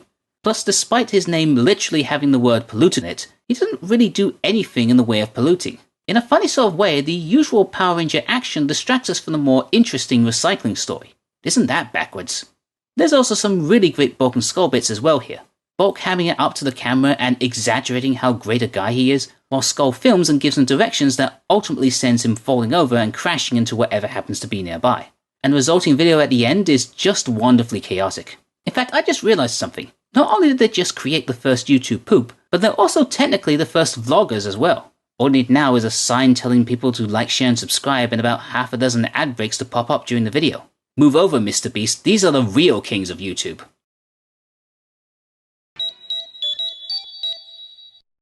Ooh, wearing sunglasses while indoors? That's a sure sign of a bad guy right there. When Rita's evil doppelgangers cause trouble at Angel Grove High, the Rangers are sent to detention as punishment. When those same doppelgangers start attacking the city, the Rangers will have to find a way to sneak out of detention to stop them from ruining their good name. This is the first instance in Power Rangers canon to feature evil duplicates of the Rangers. It's a plot that will be used many times over the course of the series, sometimes being the focus of an episode and others just as kind of a side effect to what's really going on. It's clearly not on the same level as fighting an evil Green Ranger, but as a kid, seeing dark versions of your favourite superheroes attacking the public and tarnishing their reputation is a pretty shocking thing. I bet the actors had a lot of fun cutting loose and talking in those weird evil voices to show you that they're the evil versions of the good guys. And again, David Yost must have relished the opportunity to ditch the dorky act and ham it up as a bad guy. It's a shame that when they do finally battle their counterparts, they make relatively quick work of them. It would have been nice if the villains had some sort of strategy in play, like tricking them into fighting each other, which happens all of one time. After that, they're all taken down very quickly, leaving only the monster Twin Man left to fight, and all he has to defend himself is a few camera tricks. They didn't even have to bring out the Zords to defeat him. Great plan, but bad execution. By the way, it's Bryan Cranston again doing the voice for Twin Man in this episode. Man, with how much time he spends fighting these teenagers, it's surprising that he would later become a teacher.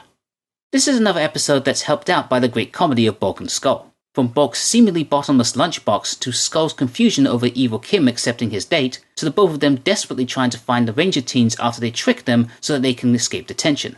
It's a great showcase of why these two are such a big part of the franchise, even if they are made to look like a pair of complete idiots in this episode.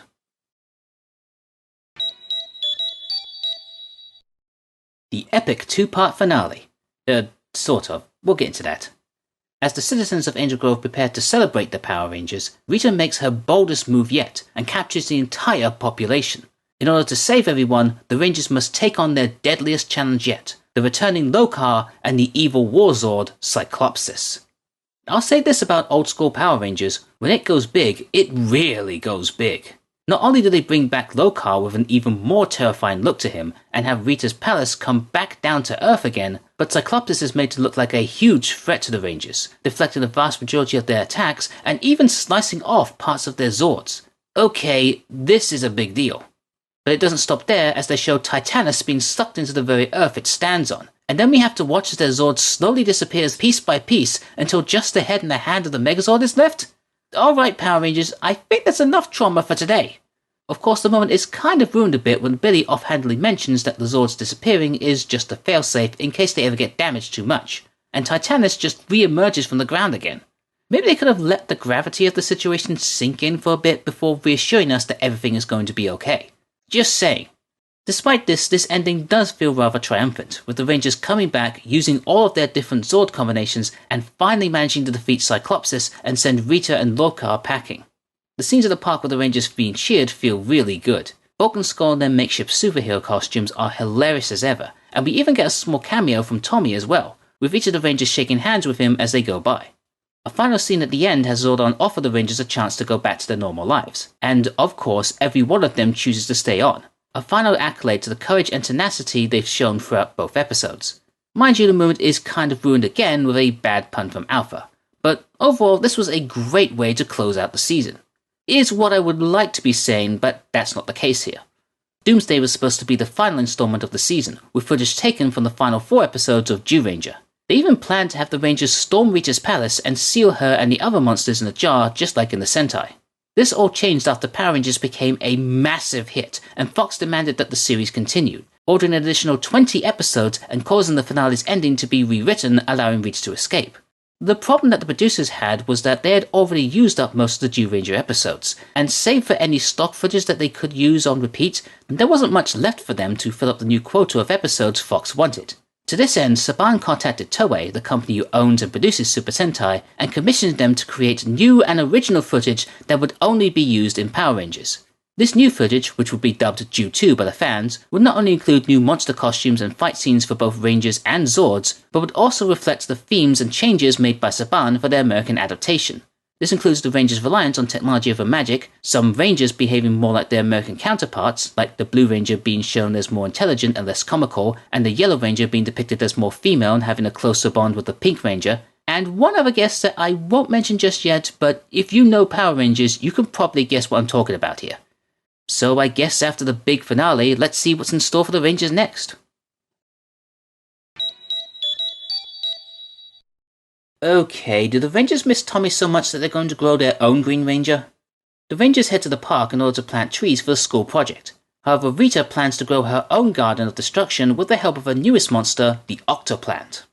This isn't a particularly memorable episode, as I barely remember watching this from when I was a kid, but it's overall not that bad. The fight scenes are well choreographed, even if they may drag on just a little bit. And while the conversation about how important the trees are ironically don't feel natural in the slightest, the general pacing is well done. The logic in Rita's plan is a bit askew though. When she explains it, she makes it sound like large vines will encase the earth and destroy it. Then it turns out it's just another monster. The way it's defeated is also weird. It gets distracted by its reflection, but there was nothing to suggest that it was vain in the first place. This episode also features the first of the new battle tracks from the previously mentioned Rock Adventure album. Except instead of being played during one of the fight scenes, it's played while the Rangers plant some trees. Only in Power Rangers you get heavy rock music played over cultivation, and sentences like, "She's mostly composed of vegetable matter, so our punches have little or no effect on her." God, I love this stupid show. First we have an episode on recycling, now we have what feels like a recycled episode. At a pet adoption drive, Bulk and Skull take home with them a pig called Norman. However, its former owner turns out to be a putty in disguise, and before too long, Norman is transformed by Rita into the infamous Pudgy Pig. So this episode isn't exactly a popular one amongst the Ranger community. While it does feature the return of one of the show's more recognizable monsters, it is widely criticized over the use of repeated footage. Which, sure, that is something that Power Rangers is known for, but the entire fight scene with the pig is just the same one from the food fight episode, except they edited out all the parts where he eats the Rangers' weapons, and it is very noticeable. Even the battle with Goldo at the end is just reused clips from previous episodes. I did find out that the reason for this is that the Zu-2 footage was still in production while this episode was being made, so I guess they just had to whip up something quickly to fill in the space in the schedule. In fact, the first shot of the putties flipping in to fight Zack marks the final piece of footage used from the original Ranger episodes. Outside of this, the rest of the episode is fine enough, if a bit surreal. You've got the Rangers sneaking around a farm in full Ranger costume, the Pudgy Pig creature trying to woo another pig, and a few sweet moments with Bulk and Skull hanging out with Norman and showing him off to everyone. It's nice to see them caring for something other than themselves for once, and another reminder of how stupid it was to have Kimberly believe that only a spell from Rita could make them nice. It has been a long time since we've had a Billy-focused episode, even though for a while we had nothing but back-to-back episodes about him. When Jason, Zack, and Treaty go scuba diving, Rita sends down her goofish monster to attack them. With his friends in danger, can Billy overcome his fear of fish and fillet this fearsome floundering fiend? The backstory of his fear of fish is done well, and I can imagine a young kid being traumatized after an incident like that. Rita preying on this fear and enhancing it with a spell is a good touch too. Mind you, he does seem to get over it incredibly well by the end of the episode, to the point where you even wonder if he had that fear in the first place. I mean, I suppose it's a kid's show and I shouldn't think too deeply about it, but I don't know. These guys seem to get over their fears pretty quickly. I'll bet you anything Zack has a pet snake at home now. Aside from that, everything else seems pretty standard for Power Rangers, though I will say the editing here is not quite as sharp as it should be. A couple of continuity errors here and there, a few cuts that either shorten the scene too much or should have come in sooner, and sound effects that were either out of time with the action or missing completely. I don't really like to harp on them too much, but it was just really noticeable here. Also, the boy that plays a young Billy in the flashback is actually called Billy. Well, I thought it was interesting. Dude, I told you she wasn't interested in the Jackie Chan marathon. The Rangers win a trophy at an outdoor games competition, only to have Bulk and Skull steal it from behind their backs. Rita in turn steals it from them, transforming it into the terrifying lion goat monster, Gotan.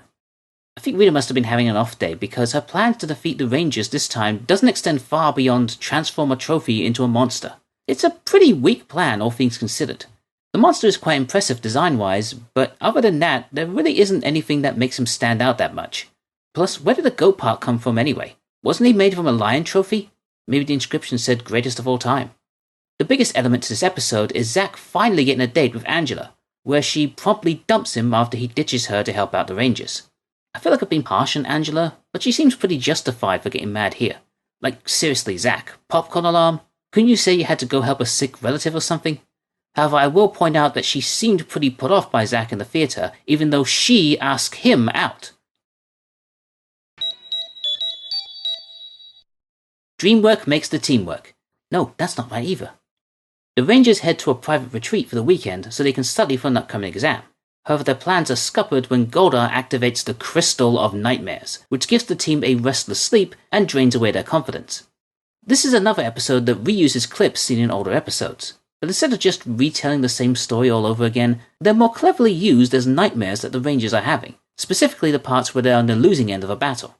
In fact, now that I think about it, it's kind of like a reverse version of what happened in the Island of Illusion, where the Rangers remember the good parts where they were beating Rita's forces. And of course, Billy has to dream about that damn Terratoad again. Why do you do this to me, Power Rangers? There's a great sense of dread and foreboding as we watch the Rangers struggle in their sleep, with dim blue lighting, twisted camera angles, and sinister music playing. It really helps to build an uneasy atmosphere. On the lighter side, there are some top-quality comedy moments with Bulk and Skull, as they follow the Rangers to steal their notes for the test. Of course, you've got to get them dressed up as cleaning ladies, and the only real funny part about that is how seriously Skull takes his role. Damn, look how fast he's cleaning. Like he was born to do this. But the real humour comes from the collective dream they have, as they dream about themselves becoming superheroes and piloting the Megazord. They even get their own version of the main theme song done in the style of their own music. It's also impressive how the production crew went out of their way to recreate the Megazord cockpit for this one gag. Actually, I imagine they did this so they could film new cockpit footage with the Rangers, but that idea may have been scrapped at one point, and so that's why it looks wildly different in Bulk and Skull's dream. Also, can I point out how weirdly strict Angel Grove's education system is? Bulk and Skull end up failing the test, because obviously, and they end up getting detention for it. What kind of school is this? Probably the same school that allows a student to get away with threatening other students with karate moves. I gotta say, I'm feeling more and more sympathetic towards these two as the show goes on. I'd make a comment about how this show bites, but that would probably tick you off. The Rangers look for a lost dog, hoping to use the reward money to help save the juice bar. Rita uses this as an opportunity to plant her fabulous fighting flea monster on the dog, which subsequently bites Jason, giving him an incredibly severe rash. There actually isn't too much to say about this episode, except that it seems to be pretty competently made. Editing errors are kept to a minimum, the pacing of the overall story is pretty decent, and there's plenty of good comedy moments from Bulk and Skull, and even a few unintentional ones from the Red Ranger flopping all over the place due to the itch. Seriously, the rash is apparently so bad he's doing backflips and everything. It's just hilarious. The only negative thing I can really say is that the monster's high-pitched voice can get really grating at times. But other than that, this is a perfectly adequate episode. Not great, not terrible, just okay. Seriously, I have nothing else. Let's move on. Yes, the dog is adorable. Come on, next episode. I've got about 14 more of these to do. A spherical-shaped capsule and a monstrous-looking jellyfish. Did Power Rangers accidentally give Game Freak the idea for Pokemon? The students of Angel Grove are preparing to bury a time capsule, but Rita sends down her jellyfish warrior to distract the Rangers so Squat and Babu can steal the capsule and put a picture of her in it so that she would be remembered too? Yeah, this plan is weirdly almost as petty as the time she ruined Kimberly's parade float. In fact, it might be an even worse plan than that, since at least with ruining the float, she makes Kimberly feel upset. This is all done just so that she can be remembered by future generations. You're an evil space witch wearing a Madonna cone bra that's trying to conquer the planet. I'm pretty sure people are going to remember you. I suppose this episode, and subsequently this whole season, is like a time capsule in and of itself. Watching this alongside the modern Power Rangers seasons and seeing the differences in sensibilities, technology, fashion trends and so forth is quite an interesting experience. Makes me think of the changes that have occurred in our own world over the past 30 years. Oh, right, the episode. It's okay, I guess. The stuff about the future is nice, even if it does get a bit preachy about it at the end. The monster, while having nothing to do with the story, is designed well. The fight music is cool with the first feature of the song Combat. Combat. The only thing noticeably weird is that for a brief moment, Kimberly's shirt changes from pink to orange. But how will the kids know that she's the Pink Ranger? By the way, I do realise that the Rangers buried the time capsule before Bulk and Skull could add their giant sandwich to it. Not cool, guys. Finally, an episode focused on Trini, and it's not really that great. Trini is attempting to learn a new style of martial arts called Mantis Kung Fu. Her new skills will be put to the test when Rita sends down her Mantis monster, who taunts Trini for her lack of honor. I was hoping for a lot more from this episode, but sadly I'm left disappointed. There is something interesting about one of the Rangers learning a new fighting style, and it could also have been a way to get some good character development for Trini, but they just didn't go through with it the whole way. Trini says she's learning the style because of its promotion of fair fighting, but obviously Rita's monster isn't going to share that same philosophy. So what do the Rangers win in the end? Another victory over Rita and the knowledge that they will always have the moral high ground? A bit of a weak lesson, isn't it? Maybe it would have been a stronger story if Trini was learning this new style so that she didn't have to rely on her friends helping her out so much. Make it so that the monster is taunting her for being so dependent on them and she learns to be capable on her own. I can't help but feel that more could have been made of this premise. At the very least, we get more Bulk and Skull antics as they try to develop their own martial arts based on the cockroach, putting their physical comedy into full effect. Though I do wonder what would have happened if their plan worked and they got some students. Would they make them refer to either of them as Master Rochi? Right, I'm really scraping the bottom of the barrel now. The person playing Trini's teacher, Master Lee, is Richard Robago, a martial arts instructor that has also appeared in a few film and television projects, including another Saban-related property. Actually, there's an interesting story about that, but I'll get to it in just a moment. I guess nothing important happened here. Let's skip to the next one. I'm just kidding. Rita kidnaps the parents of Angel Grove and forces the Rangers to hand over their power coins to save them. Clearly this is a trick and she reneges on her part of the deal. This means the Rangers will have to rely on an old friend to help them out. So obviously this is the big return of Tommy to the franchise. Like about 3 months after we last saw him, but still big return. The character proved to be so popular that rather than just completely copying what Zyuranger did and writing him off the show permanently, they brought him back so that his story could continue, and obviously the Due 2 footage helps to reflect that. As much as I complained about him not being utilised that much during his initial run, his absence seems to have only increased the anticipation of his possible return, to the point where he doesn't make an appearance until the very end of Part 1, and it's a huge surprise. I remember watching this as a kid and thinking that Jason was going to become the Green Ranger to get their powers back. But watching the camera slowly follow the mysterious person's footsteps before panning up to reveal it was Tommy, and the Green Ranger theme playing as To Be Continued pops up on the screen, that got me hyped as hell to see what was going to happen next. By the way, yes, I did just say that the Green Ranger got his own theme song. And yes, it too is iconic, with the same Ron Rasmussen-style electric rock energy. Although the lyrics don't exactly get more complicated than repeating the phrase, "Go Green Ranger Go" over and over again. Aside from Tommy's grand return, the rest of the episode is incredibly well done.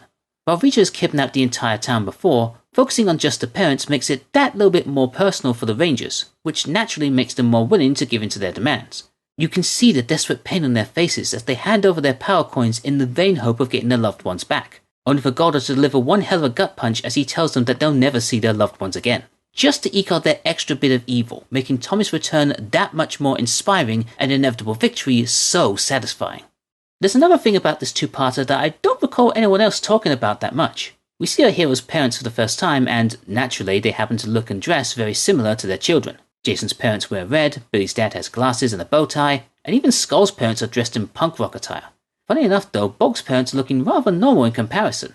Side note, Bulk's dad seems like quite the hoot. Anyway, Kimberly's parents are also there, and it's revealed by Kimberly that they're divorced. Yeah, the Pink Ranger comes from a broken home. This is a big revelation that sadly gets pushed to the side because of the big Tommy returning story. I mean, think how big a deal this might have been to some kids watching, who may have been going through the same thing at the time. Had this been given its own episode, it could have been a great lesson to tell those kids. But sadly it's just shoved in there and then forgotten about until the end of part 2, where it's only briefly touched upon. And then all the parents have a massive food fight to close out. For me, this is the only real downside for this two-parter, but it's a pretty hefty one at that. By the way, where the heck are Tommy's parents? You don't see them anywhere at all. Unless that's supposed to be Tommy's mother in the background there. I think she's wearing green. So before being brought back onto the series, there was actually plans for Jason David Frank to take the lead role in his own show. In an attempt to produce more live-action superhero shows based on Japanese tokusatsu series, Saban Entertainment created a pilot for a new television series called Cybertron, which would see JDF's character Adam Steele transform into a technology-based super soldier, and with the aid of his sensei Master Tao, played by Richard Rabago, and his daughter Mia, he would fight a one-man battle against an army of sentient robots led by the evil tyrant Grimlord. Instead of using Sentai footage, the show would be based on another tokusatsu series, Metal Heroes, which focused more on singular heroes rather than an entire team.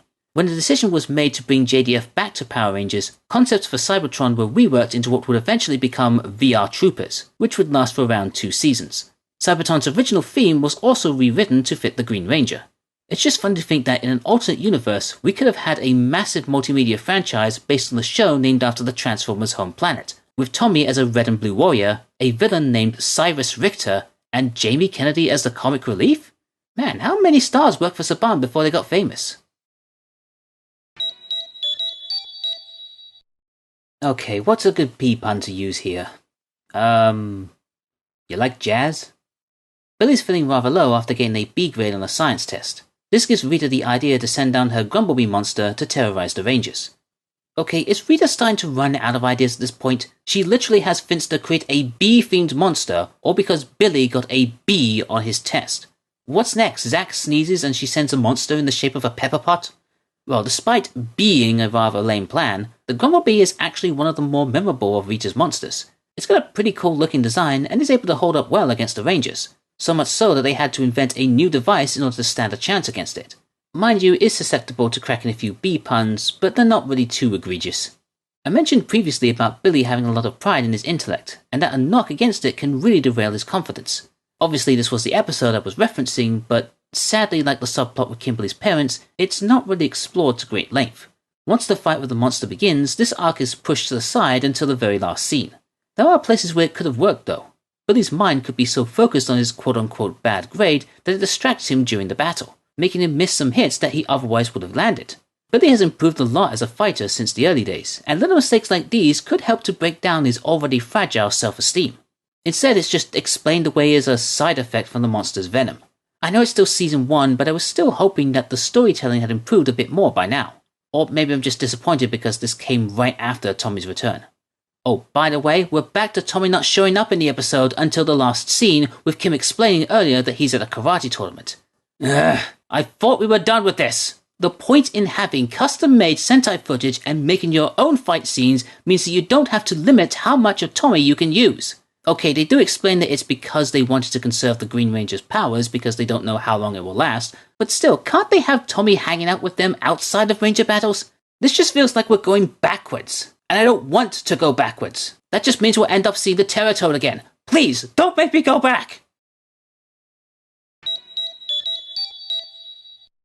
Looks like Rita's up to some foul play.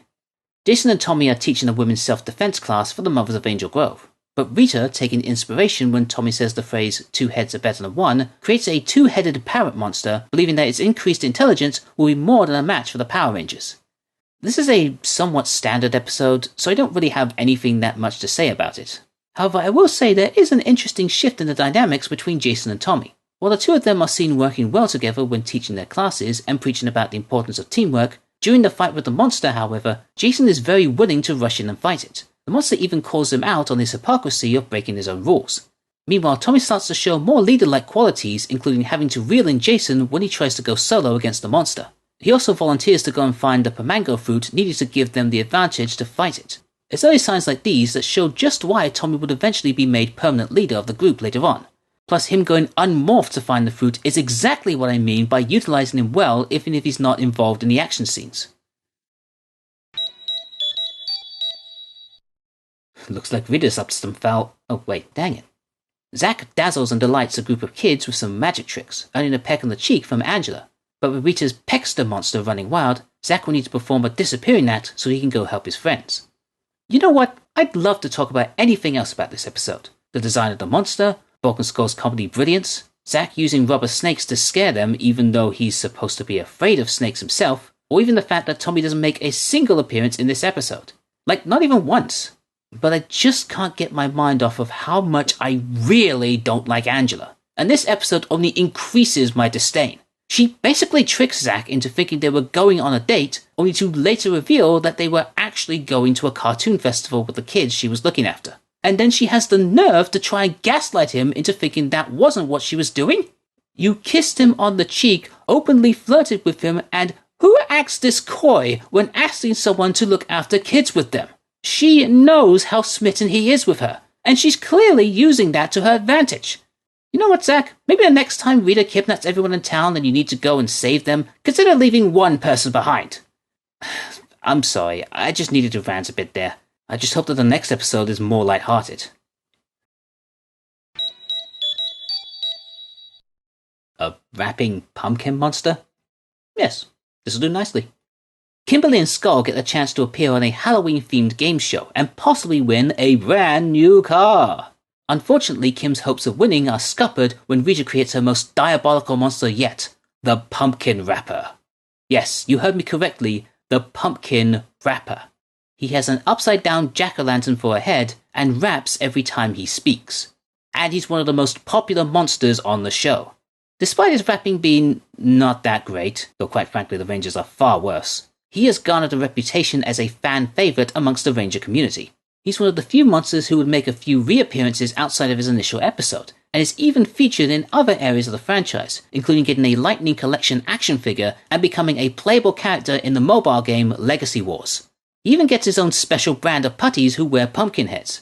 When people tell me that Power Rangers is just stupid, weird nonsense, I point them in the direction of this guy and say, "You're right, but I wouldn't have it any other way."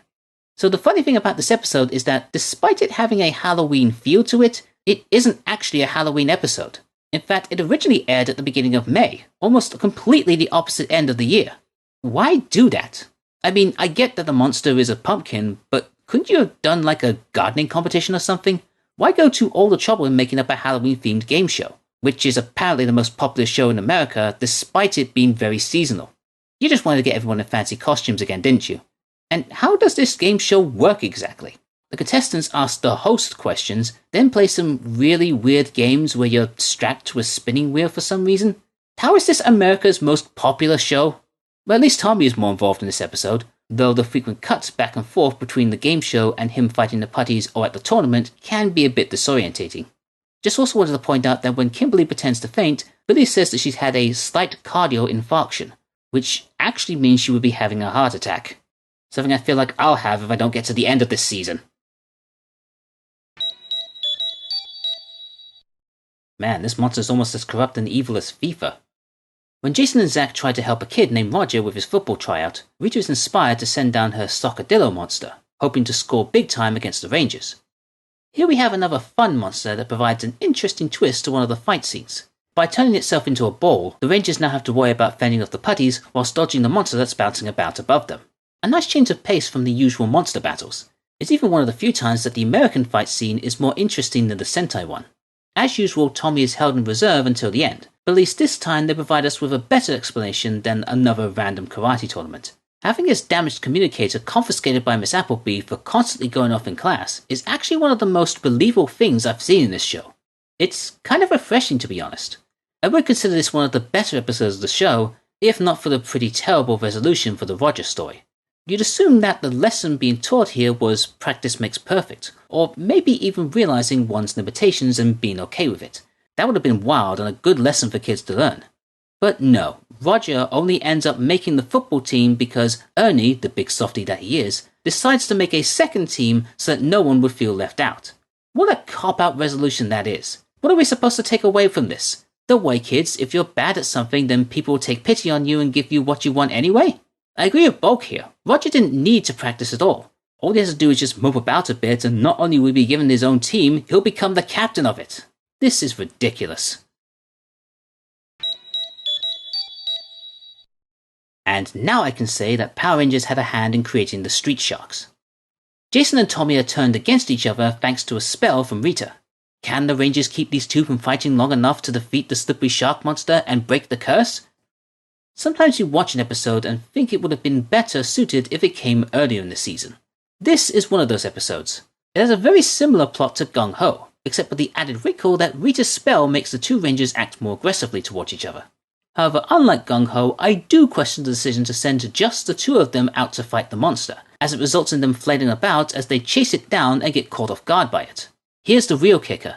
Apparently, the only way to break the spell that stops them from working together is for them to work together. Like, I get that's the whole point. Do the thing that the spell has prevented you from doing in order to break it, something that this show has done before and will do again in the future, but it just has the same kind of vibe as curing someone of their hydrophobia by throwing them into the ocean. Maybe it would have worked better if the other Rangers were indisposed somehow, necessitating the need for this to happen.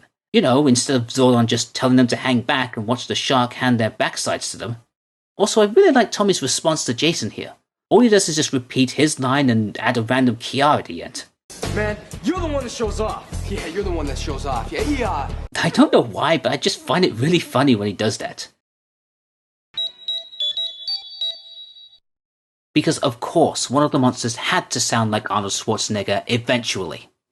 Kimberly is trying to help her cousin Kelly prepare for her cheerleading tryouts. However, Rita has Squat and Babu kidnap Kelly to distract the Rangers, while her newest monster, the Lizzinator, wreaks havoc on the city. So yeah, the star of this episode is the Monster of the Week, and honestly, he really does impress. While it may be an obvious homage to the Terminator himself, and let's face it, it's not that difficult to do a halfway decent Arnold impression, it really does help him stand out. He displays a lot of personality and slings quite a few decent insults towards the Rangers. It also makes a pleasant change from the usual growly voice that we often get from these guys. Plus, while he may not stand out that much from the others appearance-wise, he does put up a pretty good fight and has a great battle with the Red Ranger as he tosses him through various objects and even hucks a car into him. He could certainly be a contender for top 10 Season 1 monsters. Speaking of the Red Ranger, this episode does seem to present him in a more comical light. Not only is the monster just wiping the floor with him, but he keeps getting into ridiculous situations. For example, he stops Lizzinator from messing with an abandoned car, then checks inside for some reason, only to get sucker punched by a putty, and then he leaps onto the roof and is seen holding on for dear life as the putty drives him all over the place. I mean, look at this nonsense. This is supposed to be our fearless leader? Senseless is more like it. In fact, the last few episodes have shown Jason to be rather reckless, as he charges in without thinking, only for someone else to bail him out of trouble. Maybe there's a good reason Tommy was eventually made leader instead of him. I'll give the episode extra kudos for making the kid character not completely useless too. Of course, the lesson here is to have confidence in yourself and not compare yourself to others, and Kelly uses her cheerleading skills to confuse her captors and escape them. Although, if she was supposed to learn a specific cheer for her tryout, why did she instead perform a completely unrelated dance? What was the point of the cheer if we weren't going to see her perform it? Oh well, at least she doesn't have to pout until someone makes a second team for her out of pity. Hope you like football puns, because this episode is chock full of them. Tommy wants to join the Angel Grove High football team, American football this time, and enlists help from Ernie, but training will have to be put on hold as he has to save the other Rangers from Rita's vicious Rhino Blaster monster. I'll give this episode some credit, this time it's actually about one of the Rangers and not some random kid. But what really confuses me is how Tommy wants to try out for the team, yet he tells Kim and Trini that he's never even played before. So why does he want to be on the team? It's not for a curriculum or anything in particular, he just wants to join because that's what today's story is about. You could at least give him an interest in it. I do like that Ernie offers to help coach him, and that we get a bit of backstory about how he used to be a star football player himself. It's also interesting how Tommy keeps mixing up his football practice with karate training, and I want to believe that this is a subtle insight into his psyche, that he can't stop thinking about fighting, probably due to Rita's influence on him. I know I'm probably reading too deep into it, it's just a personal headcanon. In the end, of course, he ends up making the team, and is even made their quarterback? Is that like a big role to play on a football team? How does someone with no experience whatsoever somehow become the star player? Especially someone who, in training, tried to karate kick the practice dummy's head off. I feel like I'd have more confidence with Bulk in charge, who, yes, also makes the team. All that ballerina training really seemed to pay off. Oh, and Jason, Zack, and Billy also made the team? Kept that quiet all episode. Or were those flips in the park all part of training? Do these guys have to do flips for everything? Playing football? Picking up garbage? What's next? Math homework? Walking the dog? Getting ready for bed? Hold it together, Tech. Just 2 more episodes to go. Why does Bulk's look here remind me of Penn from Penn and Teller? Goldar puts a group of putties through rigorous training and turns 5 of them into evil Power Rangers. With Commander Crayfish as their leader, the Rangers will have quite the challenge in overcoming these deadly doppelgangers. It is honestly kind of odd to see 2 episodes in the same season tackle the Evil Ranger story, but I think this one does put the concept to better use. Last time they were clearly some form of mirrored image projected onto the putties by the main monster, and were taken out rather quickly. This time the concept is handled much better, with Goldar training a group of putties to fight like rangers instead of just mimicking them. Though it is weird and oddly convenient that Rita just happened to have a set of Dark Morphers on hand. Did she just forget that she had them? Or did they show up when she was cleaning out her basement or something? And why does Goldar just give up on finding a Red Ranger after one attempt? Just have Finster whip up another batch of putties and pick one of them. I mean, the Crayfish monster isn't really worth talking about. Sure, its design does look neat, but it doesn't do anything particularly special. No extra powers or anything, so he just stands out like a sore thumb. Why not put Goldar in there instead? That would have made more sense. By the way, giant evil rangers fighting the Zords is really cool, but it is ruined somewhat by having them carry Crayfish around towards the end. Maybe strategically a good move, but it just looks really awkward. Outside of this, the side story about Tommy's forgetfulness is amusing enough, and of course Broken Skull helped to elevate it. But I can't help but feel that the message they're trying to get across is a bit askewed. Tommy learns that his faults are what make him unique, but if Broken Skull don't change their faults, they'll get an F on their assignment? I mean, okay, there is a difference between trying not to be so forgetful and trying not to act like jackasses to everyone, but it still feels like the lesson for our comedic duo is change who you are or you'll be in detention forever. I'm really starting to think that these guys should just move to another city, one that is less totalitarian.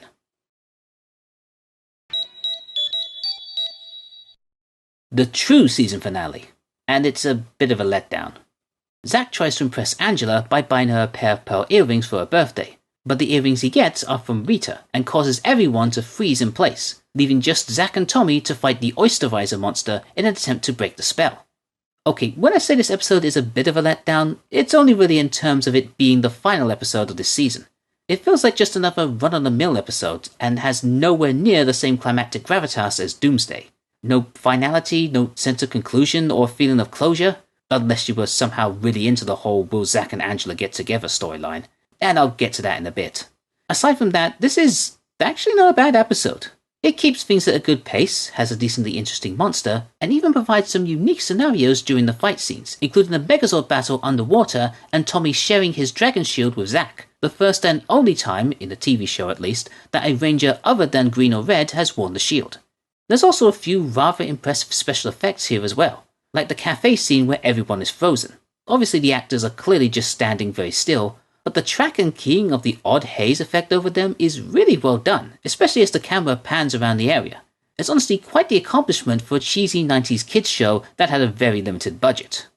Zack's attempts to woo Angela are also quite endearing as he tries to wow and impress her with extravagant gifts and grand gestures. Obviously he learns that he just needs to be himself, and maybe also not buy things from a random stranger in the park, but he also gets with Angela in the end by making a grand gesture.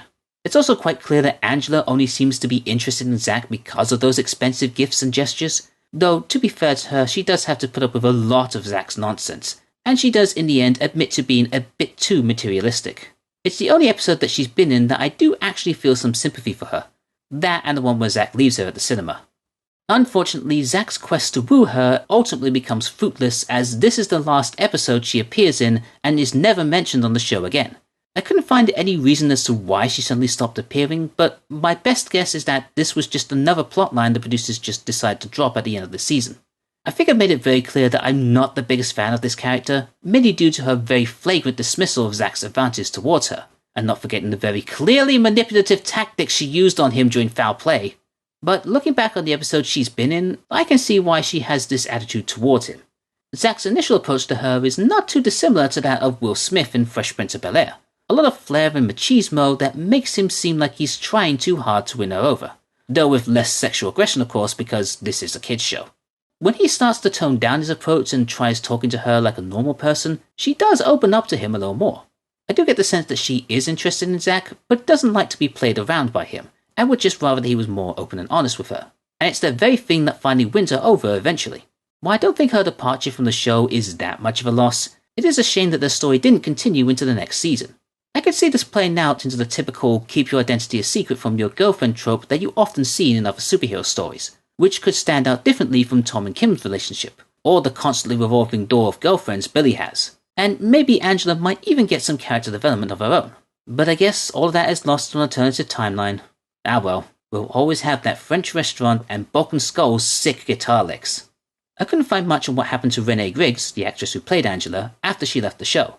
The most I could find was on her IMDb page, where she apparently was in a season 7 episode of Walker, Texas Ranger.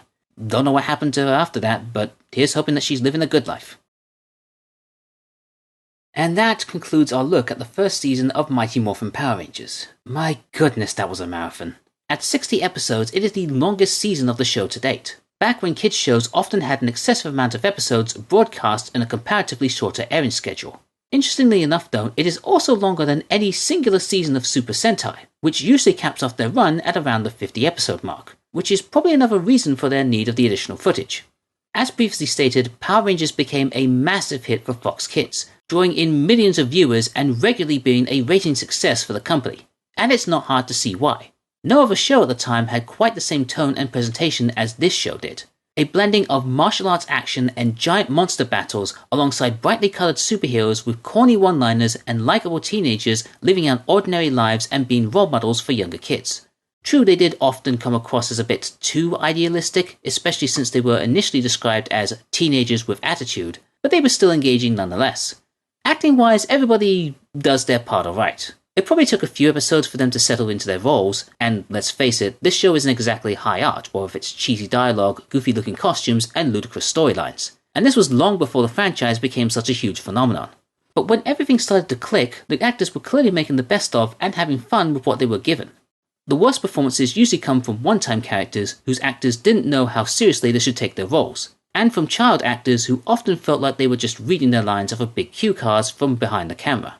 The villains were clearly having the most fun with their roles, particularly Barbara Goodson, who did an incredible job singing up her dialogue with the lip movements of Rita.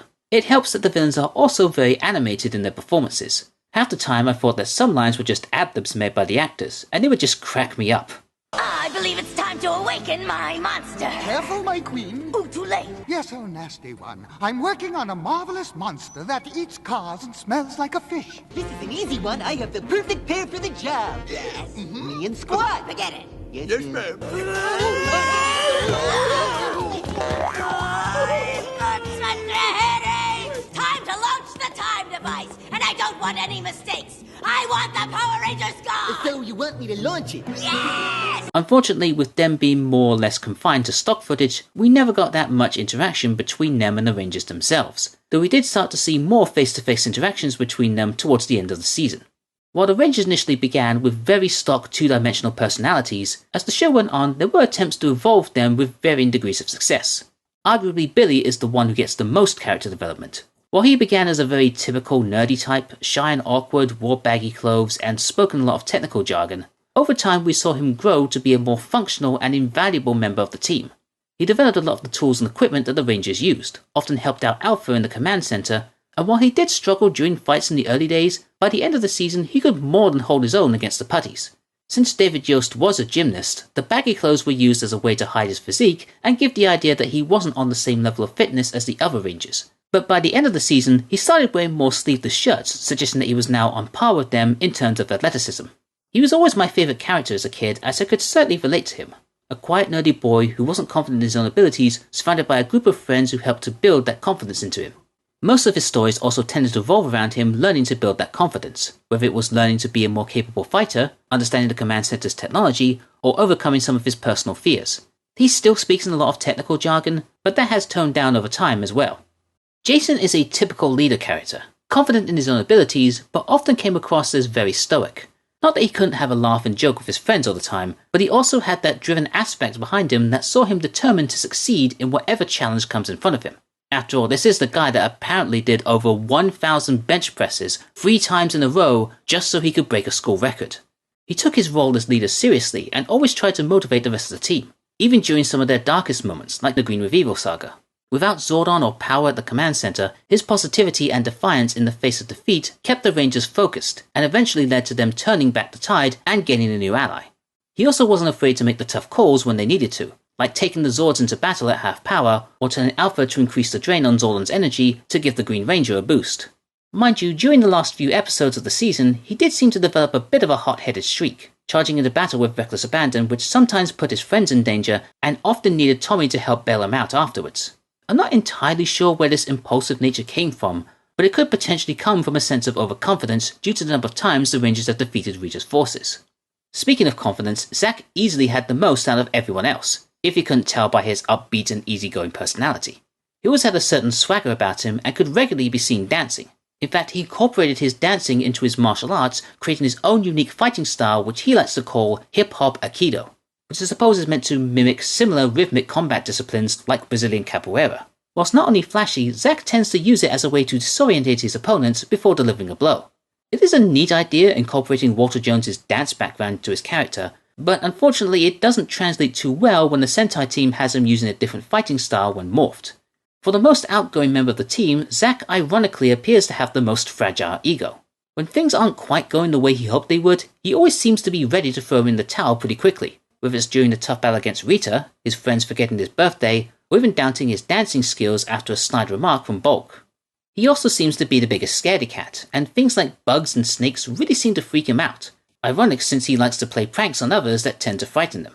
It could explain why Rita went after him first when they were on the Island of Illusion, since she figured he'd be the easiest target.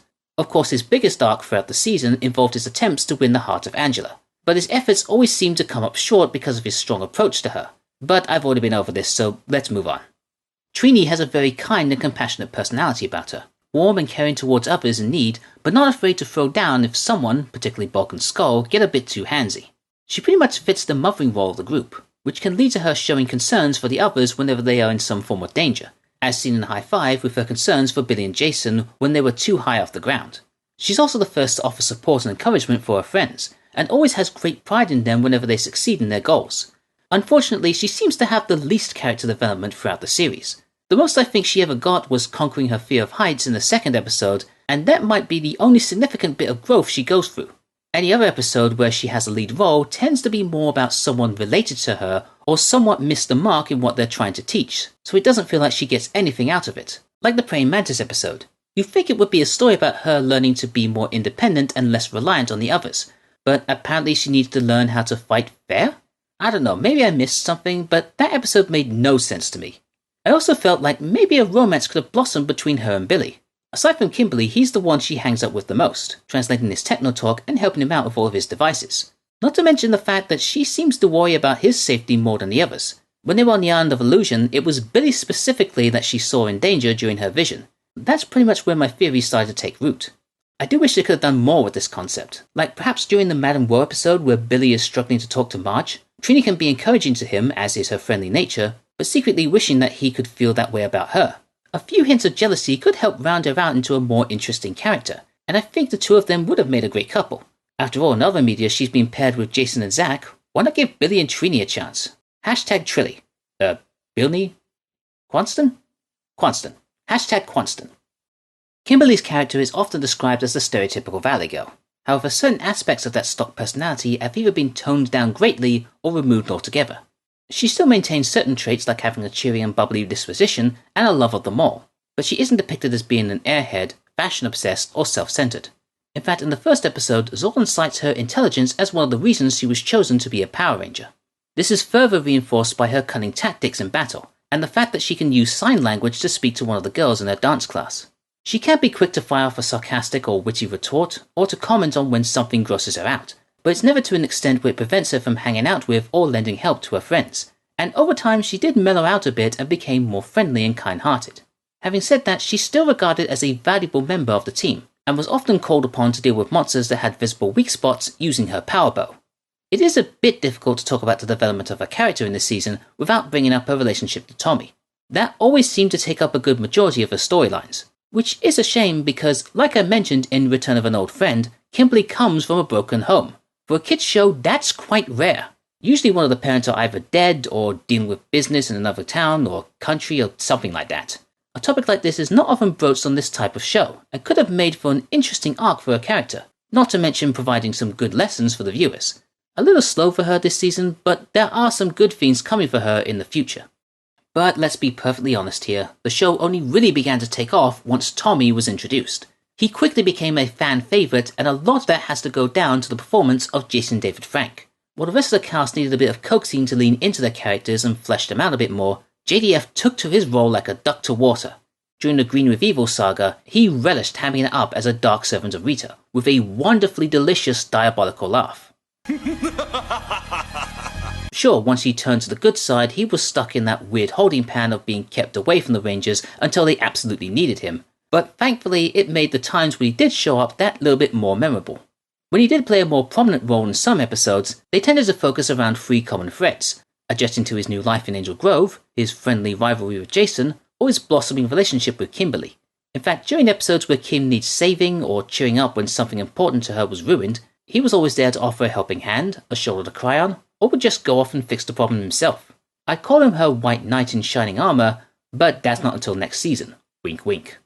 Now, I will admit that having not watched the earlier seasons for a while, I just assumed that the major plot points for Tommy simply revolved around him gaining and losing his powers, and that he was only really a key part of the show in the following season where he upgraded to the White Ranger powers.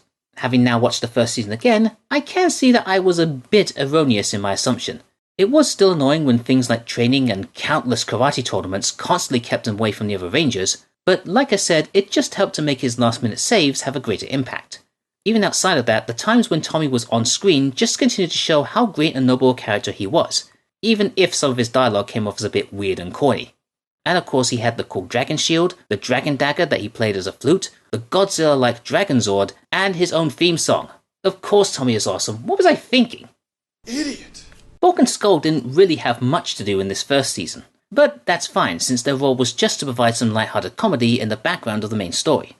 As threats to the Rangers, they're more of a mild nuisance to them, throwing insults their way, stealing things from them, and pretty much all their schemes against them would end up backfiring in a very embarrassing way for the two. Although they were a bit more hands-on with them than I remember, particularly with the girls. Despite their bullying nature though, we do get hints of a more nobler side to them, like when they adopted that pig in A Pig Surprise, and genuinely seemed to want to take care of it, or in Crystal Nightmares where they dream of becoming superheroes and saving the world. Little moments like that help to speak to their better character developments that would come in later seasons. If I had to pick one episode that I thought was the worst of the season, I'd probably have to go with For Whom the Bell Tolls. I was tempted to pick Foul Play instead because Angela manipulating Zack really got my gotan, but there were a few good things about it, mostly from Bulk and Skull, that did save it for me. However, completely writing off the events of an entire episode by using the old "it was all a dream" cliché was just so cheap and lazy, not to mention how annoying and pathetic the Mr. Tickle Sneezer monster was, that I cannot justify this episode being better than any other episode from this season. As for what I thought was the best episode, well, clearly it's the Green with Evil saga. This 5-part special was what really cemented Power Rangers' legacy with a truly epic story spread across an entire week of programming. If I had to pick one particular episode, it would have to be Part 3, for the introduction of Scorpina, the development of Jason and Billy, and for showing just how much of a menace the Green Ranger truly can be. JDF really brought this character to life, and we're all thankful for it. For the worst monster this season, it's, like I said, Mr. Tickle Sneezer, because he is, like I said, annoying and pathetic.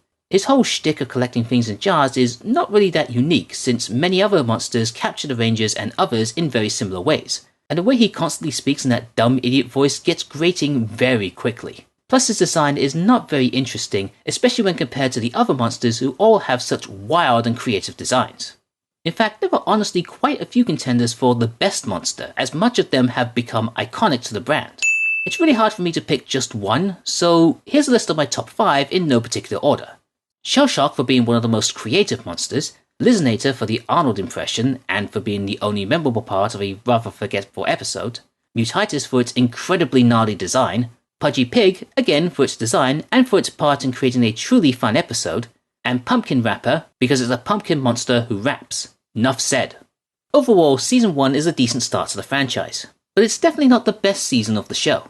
A lot of that is down to experimenting with multiple different ideas and directions. Sometimes it worked, like how they introduced the Green Ranger and practically all of its multi-parters now that I think about it, but there was still a lot of unfortunate creative choices, like confusing dialogue reads, weird fighting combinations, and episodes with poor quality editing and pacing. But while it was overly cheesy and campy, I still find it to be tons of fun. As a kid, I enjoyed all the martial arts stuff, the cool Zord fights, and Bulk and Skull constantly being made to look like fools. As an adult, I can appreciate the effort that was put into making such a show, not only for the action scenes, special effects, and the sets, but also for some of the hidden nuances that I never noticed initially, and for the characters that slowly developed over time. Power Rangers may be rather formulaic, but it is a formula that has really helped to make the show a huge success, finding the right balance of goofy and silly, charming and endearing, and exciting and dynamic. Even if it might not be as great as I once remembered it to be, I'm still very fond of it, and have come to gain a new appreciation for it. It has been a part of my life for 30 years, and I hope it will continue to be in my life for many years to come, through the highs, lows, and terror toads. Okay, you know what? I think that's enough Power Rangers for me for one day. I'm gonna go play some Lilac Wars instead. Ah!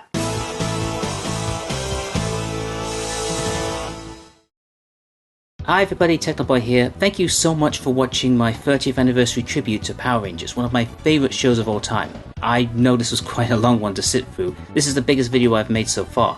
Did you manage to sit through the entire thing? Did you have to break it up into smaller parts? Leave a comment and let me know, as well as what bits you liked and also what bits you didn't like. I'd really like to know if there's any areas that I can improve on and get better at, that sort of thing. I had a lot of fun making this video, and I'm really curious to know if you would like to see me do more of this sort of thing. Would you like me to cover Season 2? Are there any other TV shows, movies, games, or anything else I should take a look at? Again, leave it all down in the comments, and of course don't forget to like the video, share it around, and subscribe if you want to see more from me. Once again, thank you so much for watching, and I'll see you guys next time.